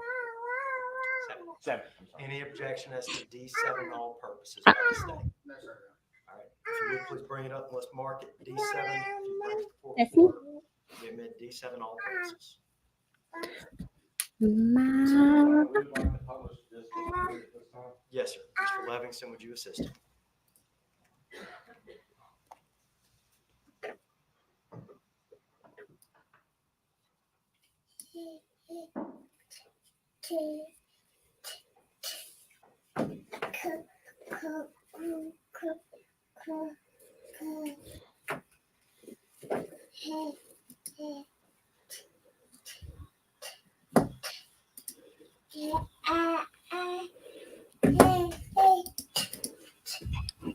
Same.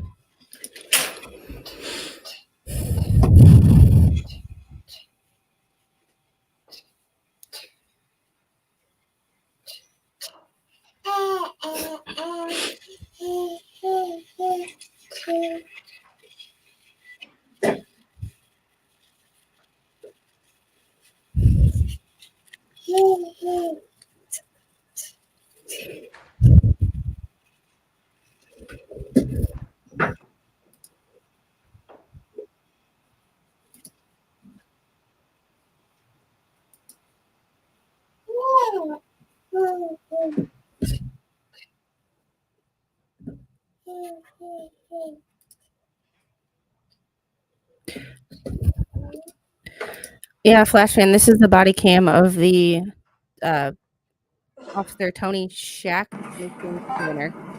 Where's that? The one who muted his body cam.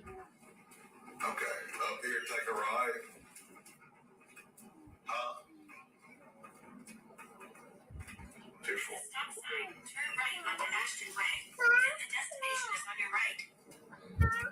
It's good to know that cops use their iPhone for directions too.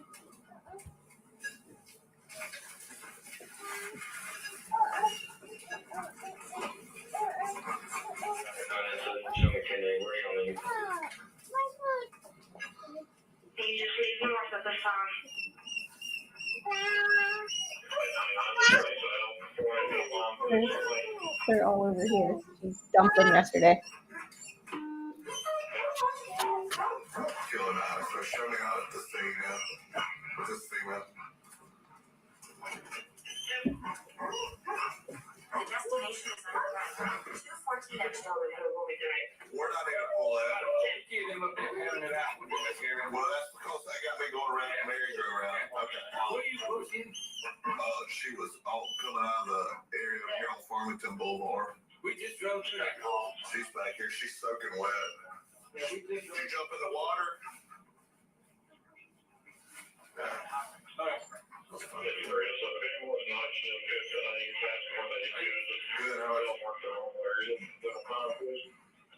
All right. Good. All right. Yeah, I know, and now I got a big mess going on. Hold on one second.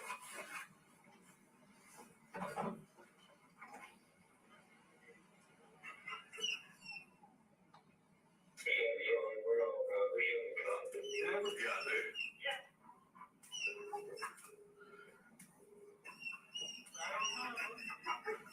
Well, what y'all want me to do with her?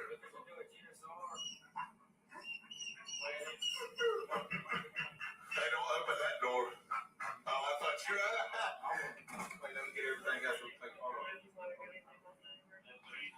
They're telling me take her to investigations and back here, investigation, back here. Wait, Tyler wanted to make sure we talk to the judge first to see where she's gonna go.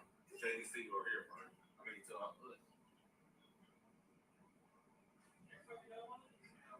Y'all ain't never done one? Okay. No, they're labeled. Yeah, open up the one right there. It should have all of them labeled right there.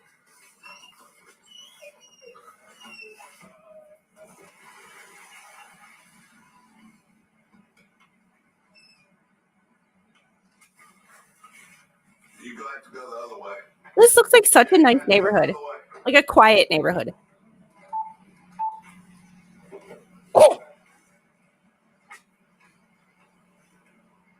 I'm gonna pull right there. Pull right there. Let me back up. Pull right there.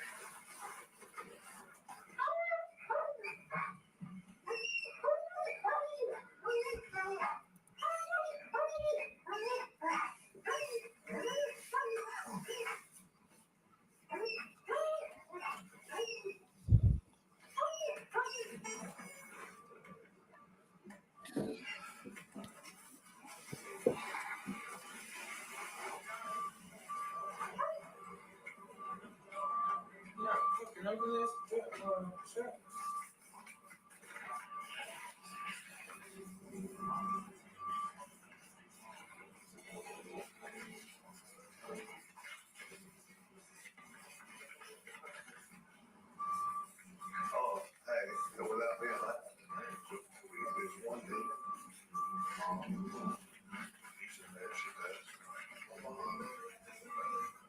She's asking like how everybody's feeling and what.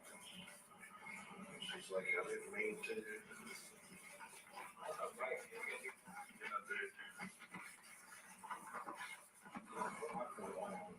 All right, so get these. So look, come here. All right, so that's gonna be for your that's gonna be right hand. All right, left hand. All right, nocturnal.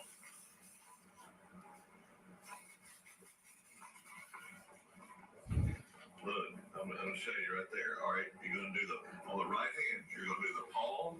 Okay, I'm just showing you, and the back of the hand. Okay. Mm-hmm. All right. Then whenever you get through, you're gonna turn it in. All right. Or you're gonna open it, turn it back in.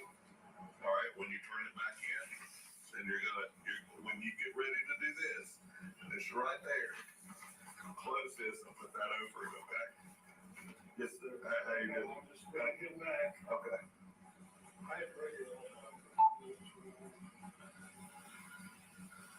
All right. Yeah. Let me get it. I got a cuff on her. I got her handcuffed. All right, sweetie. Look. Let me step out real quick for me. All right. Hey, so what I'm gonna do is I'm gonna move them around to the front of you. Okay. I'm gonna move the handcuffs around to the front of you. Okay. All right. All right. So what we're gonna do here is we're gonna swab your hands. Okay. Right. And I'm gonna ask you a bunch of questions, but obviously you fired with a pistol, correct? Yes, sir. Okay.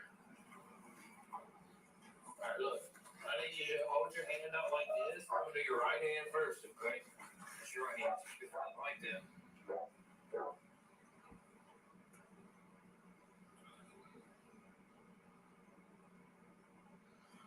Swab up here. So GSR, it shows which hand did you shoot with? Which hand did you shoot with?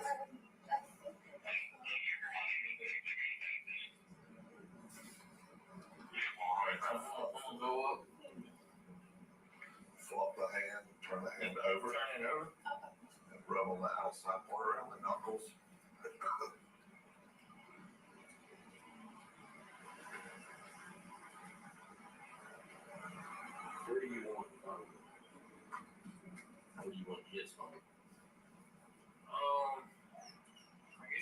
my vehicle with my kid.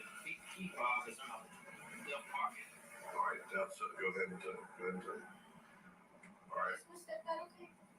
I don't know, baby. I can't talk to you about this.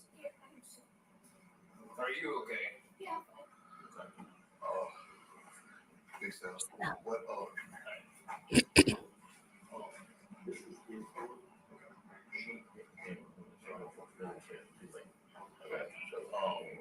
Can you take her up to the office on the interviewer? Yeah. And then afterwards, I guess, I don't know if you want to hang out or whatever, but the judge wants you to stay at JDC tonight. They've been informed of what's going on. And then she'll be brought over to jail in the morning after she sees the judge. She has no idea what, she don't even know about her mom. Yeah, I met her. She's like, it's my stepdad, okay? Yes. Okay, we paused it, but the camera had stopped. Why did the camera stop? Right, the camera's not stopped. It's muted. Okay. It's muted. Yeah. The actual camera, in order to mute it, the button's right here, so it covers the lens, but it's still active. They literally tried to say by him covering it up, Okay. it, like you can't do, like, it doesn't work. You have to hold Correct me it. if I'm wrong. It's like doing this. Beforehand, when I asked you the question of why you had muted it, Correct. my understanding was you said it was a personnel issue. Right. Now, Is we're there a muted question on there? the video right now. Correct. Right before you muted, Right. you're talking about Carly doesn't know her mother's dead. Overruled. Sustained is deleting, but rephrase your question. Yes. You saw what you said, remember? Right. Yes. Was what were you talking about?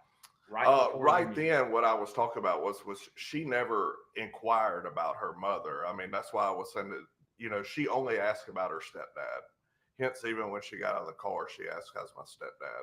It was never she never like said, is my mom okay? Or anything like that. I assumed that she didn't even know about her mom. And I didn't know the full details of the case whenever I got there. Okay. So why was it that when I asked you before, you told the jury it was a personnel issue? Right.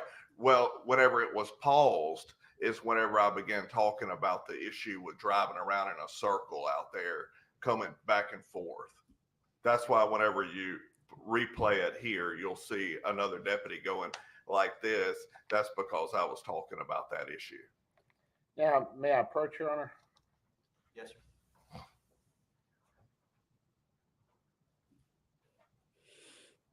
I don't know what the defense is trying to do with this. They're taking this out of context that and I still don't understand how this is supposed to be laying the foundation for an insanity defense. She looked pretty damn calm and collected.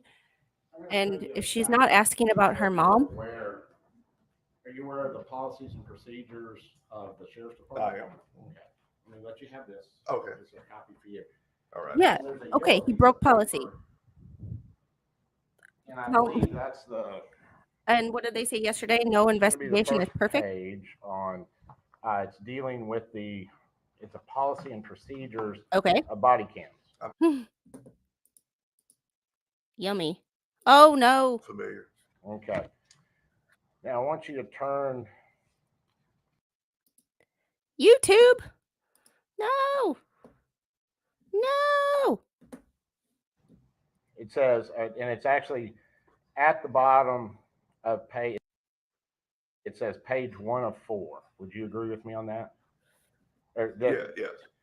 And so you have a number 1. It says procedures, and it says when and how to use the BWC. That's correct. What is the BWC? Body worn camera. Okay. They're just trying to throw Body shit at worn the wall and cameras see what activated sticks. during the. And I got to correct myself. I said number 1. I said it's A, and so that would be A, correct? Okay. A. And then Whatever you B say. is Sir. what? Deputies shall activate the body worn camera to record all law enforcement activities and. Oh, come on.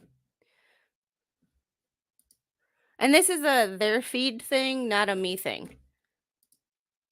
But just in case, I will. Contact with citizens in the performance of official duty, including Flash fan, I don't have anything for lunch. but not limited to traffic stops, deputy initiated stops of members of the public, arrest. You may keep going. Yes, it'll be, and you're going to Okay. turn to page 2 of Searches, 4. interviews and interrogations, warrant search the public that a deputy Now,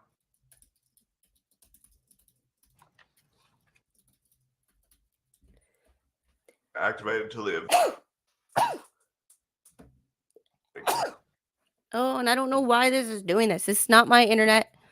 It's not my stream. It's court TV. actively. okay, it says while the event. Right. Okay. Okay, so you didn't turn your camera off, correct? So C actually would be correct. Right. I could have turned it off, I guess, instead of muting it. Okay, so now read D. Deputies shall not initiate the mute selection anytime during the body worn camera is activated for recording. Okay, now did you do that? No, I guess my better option would have been to cut it off. Okay, now what do you do if you fail to, I guess, abide by these rules? Is there a procedure? Sure. I mean, I'm assuming there is a procedure at that point. I'm sure there's a verbal warning. I'm sure there's things such as that. Well, let's skip down to number H. Okay. What does number H say? If a deputy fails to activate the body worn camera in situations where recording is required by the sheriff's department policy, fails to record entire contact that interrupts the recording, the deputy shall document why a recording was not made and was interrupted or was terminated. Now, you did a report in this matter, didn't you? I don't recall the report. Do you have it? I'm assuming they didn't put it into evidence. Is this a copy of your report? Oh, look, they actually did. Holy crap. The defense actually did some shit that they were supposed to. Oh my God. And he's talking to this deputy like a Yes. DUI attorney Yeah, would. brief, I'm sorry. Okay. And I'm taking this was done at some time when you got back to the station or something. Right. Well, I mean, date entered. What was this? When did this happen? The 19th? Yeah. So a day later. Yes. Okay. Your policy says that you're supposed to make an entry if your body camera is ever interrupted, correct? That's correct. Okay. Show us in your report where you did that. Yeah, it's not there. Okay. It's right there. Your Honor, we'd ask that his report be entered into evidence this time. Any objection? No, sir. All right, be admitted D 8, all purposes. And we would also Hang on just a second. I'm sorry. Let's get it marked in first, please. All righty. Yes, sir. And Your Honor, we would also ask that the policy and procedure manual be entered into evidence that he's testified. Any objection? We have no objection to the body worn camera portion of the policy procedure being entered, but I think what Mr. Kemp has is an entire thing. I think he would be irrelevant and confusing.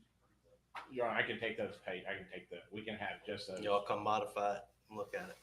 If you would, please hand that to the bailiff.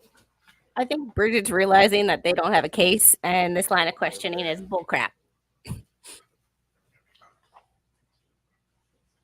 Yeah, Roy, that's my that's my my idea too. Is that they're harping on a minor technicality that literally does not change the other facts, does not change the video from the house. But the fact that she asked about her dad and not her mom means she knows. in my opinion, it tells me that she knows she doesn't have to ask because she knows what she did. And if she knows what she did, she's doesn't fit into the category of insanity and not have and if she knows what she did to her stepfather. And Your Honor, what we did was for the record, we modified it so it's now a 5-page document. It starts out with just the policy and procedure manual is the first page, and then it goes to the actual policy for the body cam, which is the next 4 pages. It's listed as page number 1 through 4. Any objection to that, let us state. No, sir, Your Honor. Be admitted without objection, D9.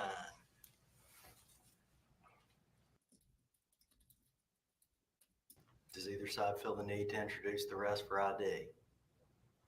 Not of the name, Your Honor. No, Your Honor. All right, you may proceed.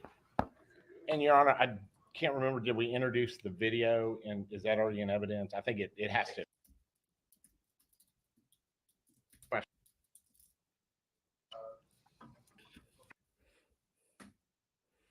They have to put Carly on the stand because the rest of their case sucks. Completeness, if a party But plays can't really one put part her of on the statement, stand the other either party can because demand that any other part of it that ought to be showed to it the would- jury and fairness be showed. At this time, you can present. Do you want it from the beginning or do you want it from here, from this point? Just from here, Your Honor. All right, hit play.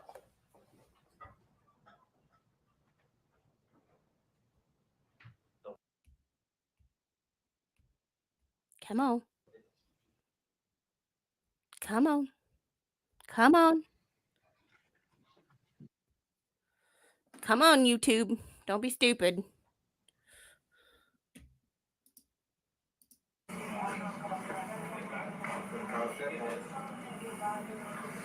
Well, she came, I saw her coming out of the Farmington there. I was like, hey, I said, are you the girl that does that? She goes, yes, sir.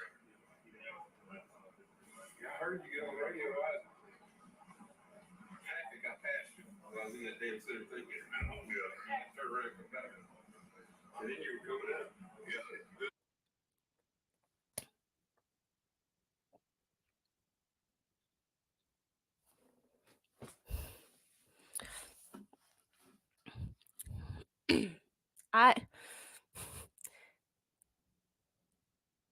Hey, Rosalind, how are you?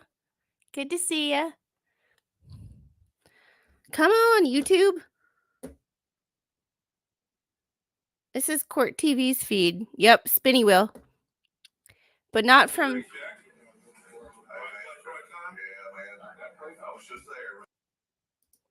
And it was doing this earlier, too. And the fact that it's them and not me. Yep, because their chat's saying it's buffering, too. So. And Court TV's chat says that, or Court TV's poll says, should teen defendant Carly Gregg take the stand? And it was yes, tell your story, no way, or I don't know. You tell your story was winning 61%.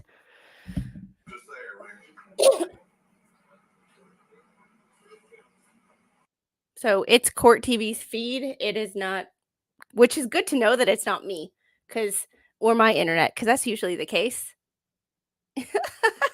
Roy, you spin me. Yeah, I'm not going to do karaoke for y'all because I can't sing. Yeah, I was going to look up Long Crime to see if their feed was any better. But if it's the pool feed, it's really not going to be, I mean, if it's the pool feed that's freezing. No, sometimes it is my fault.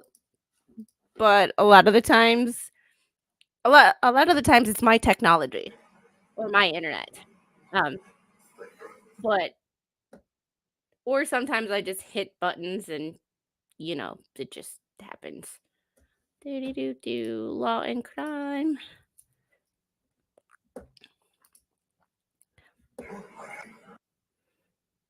Oh, yeah. Law and... So we are going to share this tab instead. And would be nice if we With the had. fact that they had you out there on a merry-go-round? I was. Okay. And I think you said something to the fact that they told me to bring her here, then they told me to bring her to the station. Yeah, I just kept making circles around a median Right. in the middle of Farmington. At any time when you were out there, did you turn your body worn camera off? No. All right. And you explained to us a little bit earlier, but just again, why was your hand over your camera? Yeah, so the mute button is over here, and it's just whenever you hold it, your hand goes over it to be able to hold the mute button in. It's like this. The way it worked. At any time, whenever you were in Miss Gregg's presence, did you mute or otherwise turn off your video? No. At any time during this, whenever you were dealing with any member of the public or any suspect, did you turn off or mute your body worn camera? No. Did you ever go in Miss Gregg's house that day? No.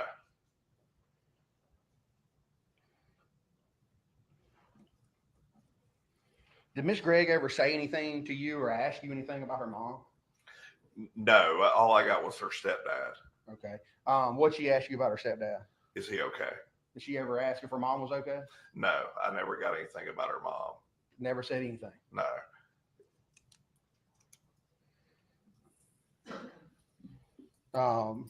Did she tell you that she fired with a pistol? Yes. She tell you she fired with her right hand? Yes.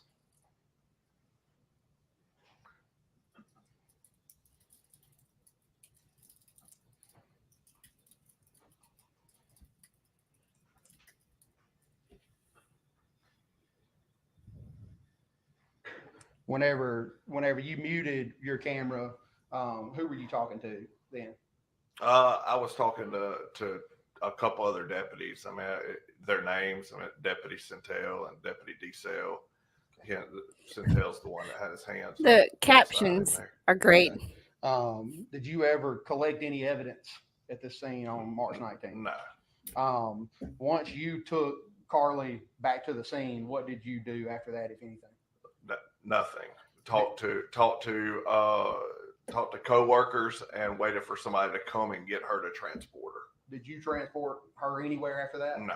So once you dropped her off there at the scene, you observed the GSR kit being taken. That's it. You were done after that. Done. David Shack, just to be clear, were you trying to hide, conceal, or cover up anything whenever you muted related to this investigation, whenever you muted your body worn camera? No. Of course I know.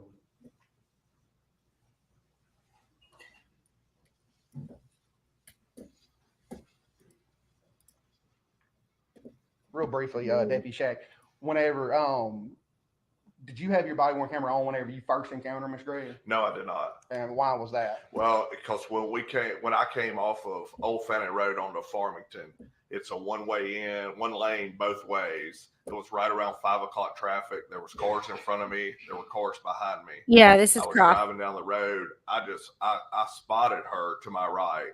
I immediately put my car in park and hopped out. And I asked her, there were cars backed up behind me at that point. And I asked the brief question that I did to her, and then I immediately put her in my vehicle. I activated my camera whenever I was driving due to the fact that, honestly, I'm not perfect. At the moment, I did not activate it because I was in a hurry to get out there to her, and I had a lot of traffic. Is it fair to say that you were shocked to see her standing there on the side of the road? That's correct. Yes, because we had people driving around everywhere looking for her. Right. And you said that you asked her the question that you did, and that you're talking about, you asked her if I just asked her if she was the one involved okay. at the incident that occurred at the house. And she told you yes. Correct? Yes, I'm sorry. It's my stepdad. Okay.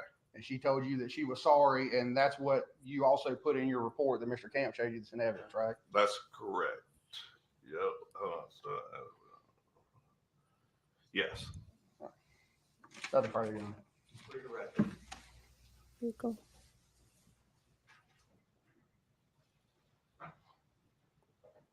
We enunciate. Make sure I'm Vehicle. clear.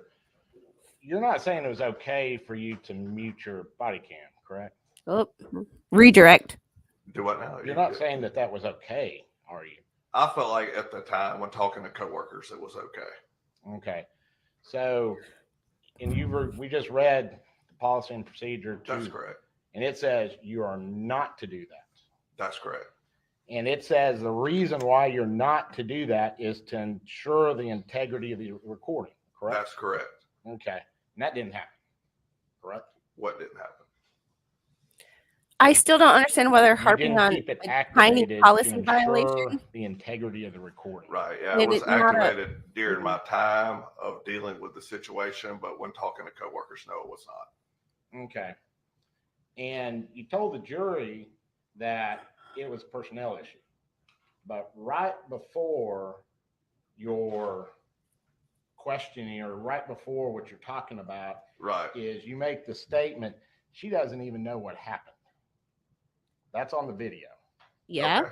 And then you mute it and you put your hand over it. So why is it so important if, according to you, you just don't want us to hear it because it is a personnel issue, according to you? That's correct. And then you put your hand over it so we can't even see who you're talking to. Why is that important?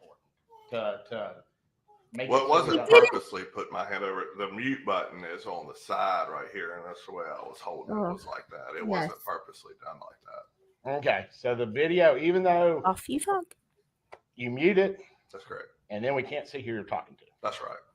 Okay. You didn't. Lord And Jesus. you said it was a personnel issue, Man. That's correct. but it wasn't a personnel issue right before you muted. That's correct. because it wasn't a personnel That's issue what- before you muted. Notice witness be released by the defense.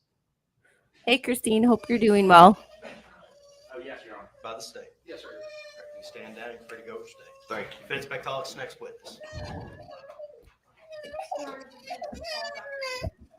Dr. Andrew.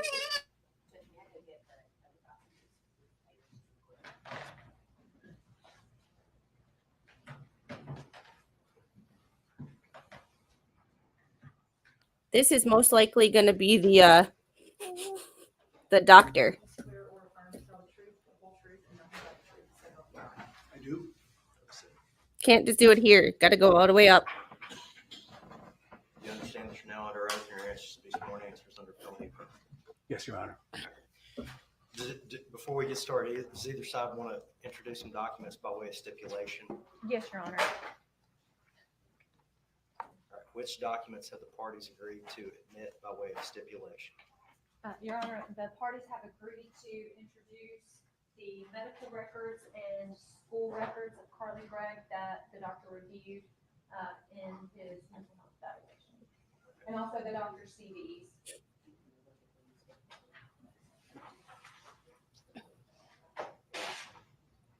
Your Honor, we've also agreed to admit a sketchbook and a journal.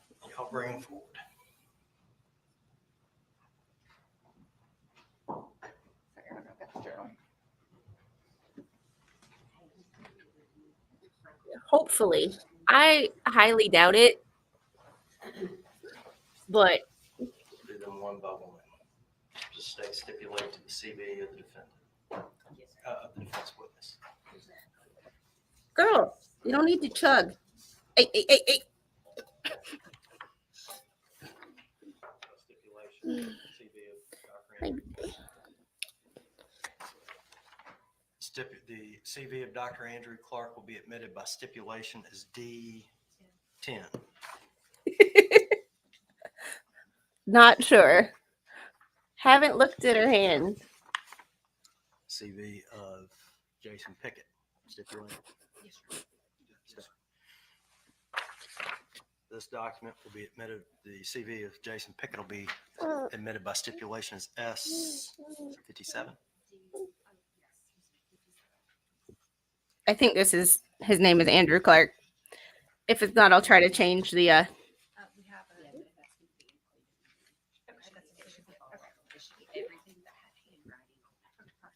Journal and sketchbook of Carly Gregg. Journals and sketchbooks recovered from the scene. The state stipulate that these are the journals and the sketchbooks recovered from the scene. Defense. Yes, Your Honor. All right. Be admitted without objection, any objection by the state.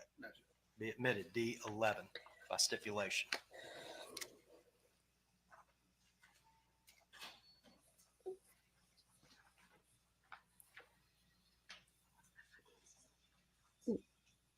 You can't push my arm away, baby girl. You're gonna fall. Counseling records of Annette Bennett. Does the Have a state good day, Rosalind. stipulate to the admissibility of the counseling records of Annette Bennett? Okay, so there's the Moved in counseling record. D12, all purposes without objection. And for the record, those are the only ones that are not date stamped because those are the only ones not pursuant to the subpoena by us. I'm very interested to see what those counseling notes say because I was talking to my therapist this morning, and we had said if I'm being treated for anxiety, but if she saw something more serious, she would refer me to someone and get re-evaled Any objection to these records? if she saw State or something defense more records? serious than just anxiety and depression. Without objection, correct? D13 will be the vital court records.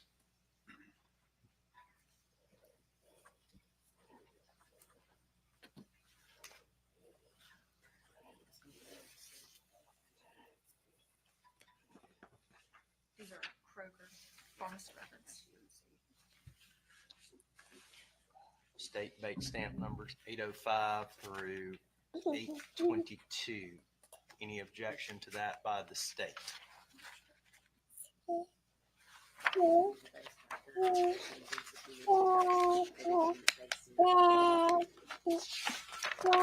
Skipper, it's actually harder than it's harder than dating because they know all you're crazy from the start.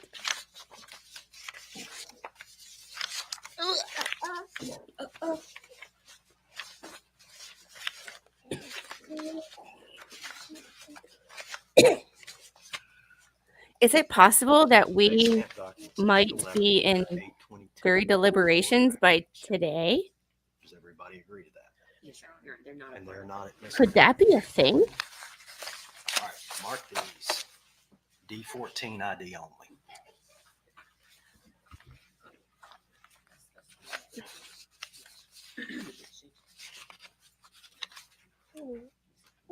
Yeah. No, baby. No, baby. Excuse me. Add bait stamp document 810 to D11 for ID. Is it possible that we might take a nap before 5 o'clock at night? So the actual records are 805 through 809, correct? Yes, sir. Does the state agree by stipulation to admit 805 through 809? Yes, sir. Defense. Yes, sir. You need a paper. Those will be marked D14. As a She's trying to composite use me as a bed, but then without objection. you want to lay down?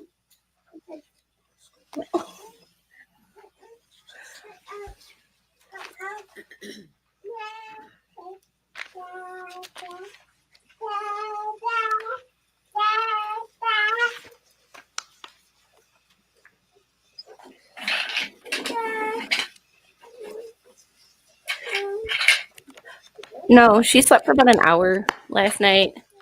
And she was up till about 9:30. Motions, transcripts should not be attached.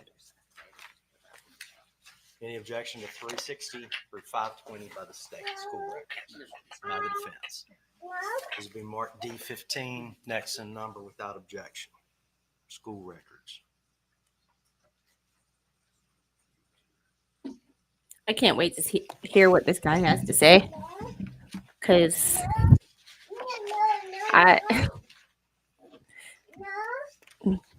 But what surprises me is that the state didn't call their own 796 by the state.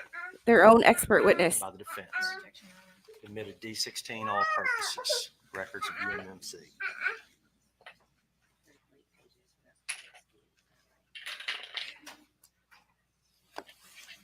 Region 8 records.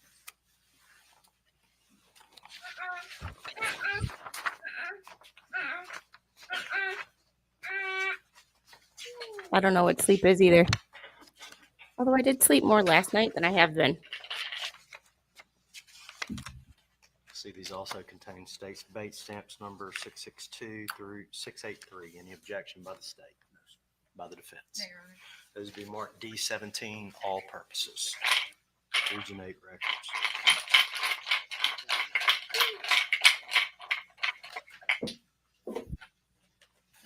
Rankin Children's Group.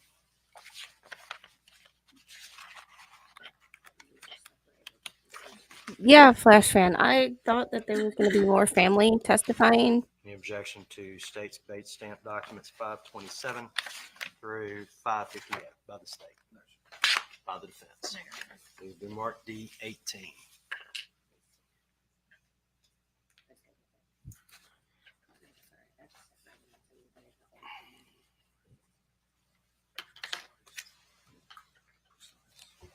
Precise medical records.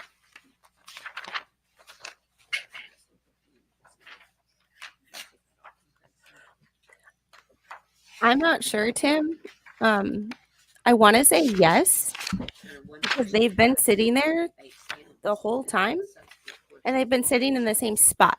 It's not going to be bait stamps. It's going to be the material that they emailed to each of us last week. I thought there were a lot more family members on the Any objection to these the records by the defense state? witness list than By the just her defense. grandmother and her Admitted by stepdad, way of but Stipulation D19. Your Honor. I don't know. This is crossroad. It just amazes me that they have, I think this is the third defense witness, fourth. Any objection to the state's bait This will be the stamp fourth. documents 696 through 699 by the state? And not one time have they ever brought up Admitted all her purposes- mental all state, purposes D20, Crossroads Medical. except for she was a good girl. Which, if you're trying to prove an insanity defense, wouldn't every line of questioning eventually lead to she's insane? Even the stepdad, all she did was say she was a good girl. She never argued. She never fought. She was never angry. But they never actually Any objection to bait stamp brought pages in the 661 insanity. Except for through that's not like her. 694 by the state, by the defense. No, Your Honor. Admitted by way of stipulation. What's the defense? What's next? That's a D20, possibility. all purposes.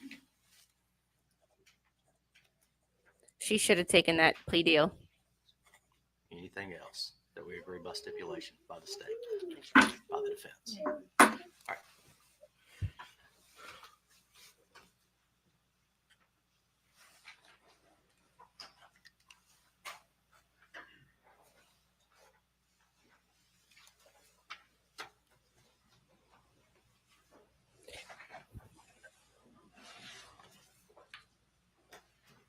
You may proceed. Thank you, Your Honor. Good morning, Dr. Clark. Could you introduce yourself to the jury? Yes, my name's Andrew Clark, C-L-A-R-K. And Dr. Clark, what's your current age?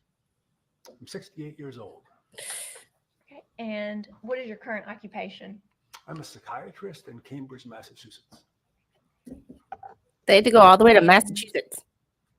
What, if any, Oh my who's your God. current employer? I'm currently self-employed. So I have a private practice of psychiatry. I spend about half my time doing treatment of both children and adolescents and adults, and about half my time doing forensic work. And what, if any, teaching experience do you have? So I was on the faculty at Harvard Medical School for about 20 years, from 1996 to around 2016, and I taught and supervised residents at Massachusetts General Hospital. And then I spent about 5 years at Boston Medical Center from 2017 to 2022, and I worked half-time then as the Director of Medical Student Education and Psychiatry, so teaching medical students. And what Me too. specifically did you teach at Harvard Medical School? So I taught forensic psychiatry as the primary thing that I taught. I taught forensic psychiatry to residents at Boston Medical Center, and I currently teach forensic psychiatry at Boston Medical Center, which just about once a month. And where did you attend medical school? I went to the University of Michigan Medical School and graduated in 1986. When did you receive your medical license? In, I believe, 1987. What, if any, board certifications do you have? Well, here we go. So I have Board 3 certified. board certifications. I'm certified in adult psychiatry. I'm certified in child and adolescent psychiatry, and I'm certified in forensic psychiatry. And what, if any, certification have you held in pediatrics? I trained in pediatrics at Boston City Hospital from 1987 to 1990, and I was board certified as a pediatrician, but I've let that lapse since I don't practice pediatrics. And what, if any, certification do you have in neurology? I have no certification in neurology. My psychiatry certification is through the American Board of Psychiatry and Neurology. Gotcha. But I'm just a psychiatrist. And when did you receive your board certification in psychiatry? Oh, you're testing me. I think it would have been in 1995 that I was certified in psychiatry. Now, as you know, lawyers go to law school and not med school because we're not very good at math. But is it fair to say that's roughly 29 years? Oh, she told a joke. Correct, yes. When did you receive your board certification in psychiatry? I think you just asked me. I'm sorry. When did you receive your board certification in forensic psychiatry? It's not very good at reading either. I think it would have been around 1996 or 1997. And when did you receive your board certification in child and adolescent psychiatry? I believe that would have been 1997. And what, if any, residencies have you done? So I've done maybe too many residencies. I was a resident in pediatrics for 3 years, and then I did a 3-year residency in psychiatry at Massachusetts General Hospital. And then I did a 2-year residency in child and adolescent psychiatry at Massachusetts General Hospital and finished my training in 1996. And when did you receive your subspecialty certification in forensic psychiatry? I believe it was 1997 that I did, and then it lapsed for a few years, and then I was recertified maybe around 8 years ago or so. What, if any, leadership positions have you held in the medical field? So when I was at Massachusetts General Hospital, I was the medical director of the Children and the Law program, which was it's a program of individuals doing forensic psychiatry and psychology. When I was at Boston Medical Center, I was as I mentioned, the director of medical student education in psychiatry, and I was also the medical director of the outpatient psychiatry clinic there. I also had a job at a trauma clinic in Waltham, Massachusetts, where I was the medical director for, I think, 4 years. And what, if any, experience have you had with the juvenile court? So I've worked for several years at the Boston Juvenile Court Clinic and the Norfolk County Juvenile Court Clinic. I'm early in my career. So probably 3 or 4 or 5 years altogether. And what was your position there? I was a staff psychiatrist there, responsible for conducting the evaluations that were ordered by the court. And who did you conduct those evaluations on? Typically on adolescents or younger children who are court involved in some way, either juvenile delinquency or care and protection cases. And what, if any, positions have you held with regard to child and adolescent forensic consultations? I was early in my career, I was a member of the Child and Adolescent Forensic Consultation Team in Massachusetts and did a number of evaluations, mostly competency to stand trial and not guilty by reason of insanity cases for the state. What, if any, fellowship positions have you held? I did a fellowship in infant parent mental health at one point about 10 years ago now, and I'm not sure what else. How many times have you testified as an expert witness in child psychiatry? I'm going to guess 150. That's just it's somewhat of a rough estimate, but I've been doing it for 28 years and probably have a couple of handfuls of cases each year. And how many times have you testified as a forensic expert in child and adolescent psychiatry? I'd say typically when I'm qualified as an expert, it's in either psychiatry or child and adolescent psychiatry, and not typically in forensic psychiatry. What, if any, peer-reviewed papers have you published? I've published 2 papers in the last 2 years, one on juvenile solitary confinement and one on the question of the ethics of psychiatric diagnosis. I've also co-written 2 chapters on juvenile post-traumatic stress disorder. Your Honor, at this time, we would tender Dr. Clark as an expert in the field of child and adolescent psychiatry. With the exception of going to Michigan Yes, Your Honor. and living in Boston, I don't hate this guy. But you can also like a person and Good morning, dislike Dr. them Clark. as a How are you? therapist Good morning, sir. I'm good, thank or a you. Good to psychiatrist. see you again. And you and I spoke over Zoom last week, didn't we? Correct, yes. But you didn't recognize me this morning because I had a beard last Yes, that's right. week. All right. Are you, where do you currently hold an active medical license? In what state? In the state of Massachusetts. Okay. You're not licensed in the state of Mississippi, correct? That is correct. All right. Have you ever treated patients in the state of Mississippi prior to your involvement in this case? No, sir. Okay. Have you ever prescribed medicine to patients in the state of Mississippi in your practice? No, sir. All right. Have you ever been accepted as an expert in any court in the state of Mississippi? No. All right. Is this your first time in Mississippi? I've passed through here before. Okay. Okay. I got you. And you just told Ms. Todd that whenever you've typically been accepted as an expert, it's not in the field of forensic psychiatry, correct? That's correct. And what, just by way of brief definition, what is forensic psychiatry? So forensic psychiatry is that part of psychiatry that interfaces with the justice system typically. And most often working as an expert for court-related cases. Right. But you're typically not rendered as an expert in forensic psychiatry, correct? That is correct. Your Honor, we would just re-urge our prior motion as it relates to Dr. Clark, but otherwise, nothing further. Any further objection? No, sir. The witness will be admitted as an expert in the field of child and adolescent psychiatry. Hang on just a moment. Rex, 1 moment. Correct. All right. Now that the witness has been qualified as an expert, I was informed that the circuit clerk has y'all's lunch here today. I don't want, it's 11:46, I don't want that to get cold, all right? Or hot, either way you ordered it. So if y'all would, we'll go ahead and take the lunch break. It's a good time for us to take the lunch break. Just knock on the door and let the bailiff know when y'all are ready. Everyone, please remain seated while the jury exits.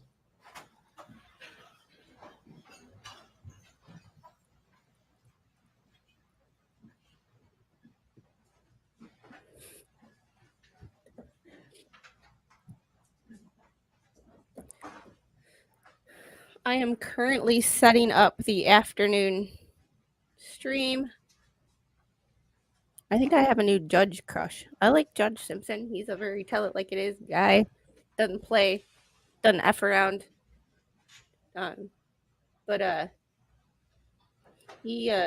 This Judge Arthur might be my new favorite. All right, the record will reflect we're outside the presence of the jury.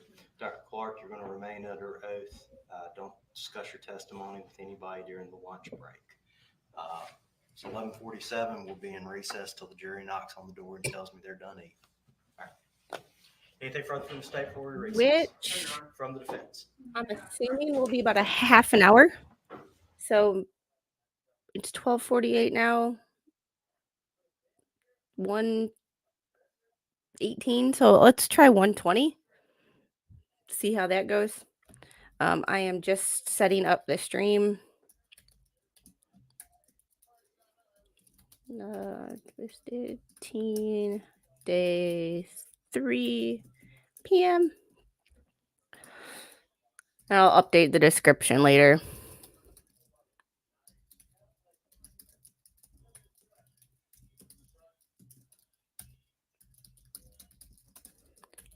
So I will see you guys, well, probably 1:30.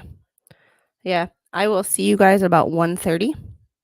If I notice that it starts earlier, I will, actually, we'll just start at 1:30. And if we have to back it up a little bit, we have to back it up. That is fine. I will see you guys at 1:30. Have a great lunch break. I'm going to go to the bathroom and hang out with my family for a little bit before Mr. Squid leaves for work. Y'all have a great lunch break.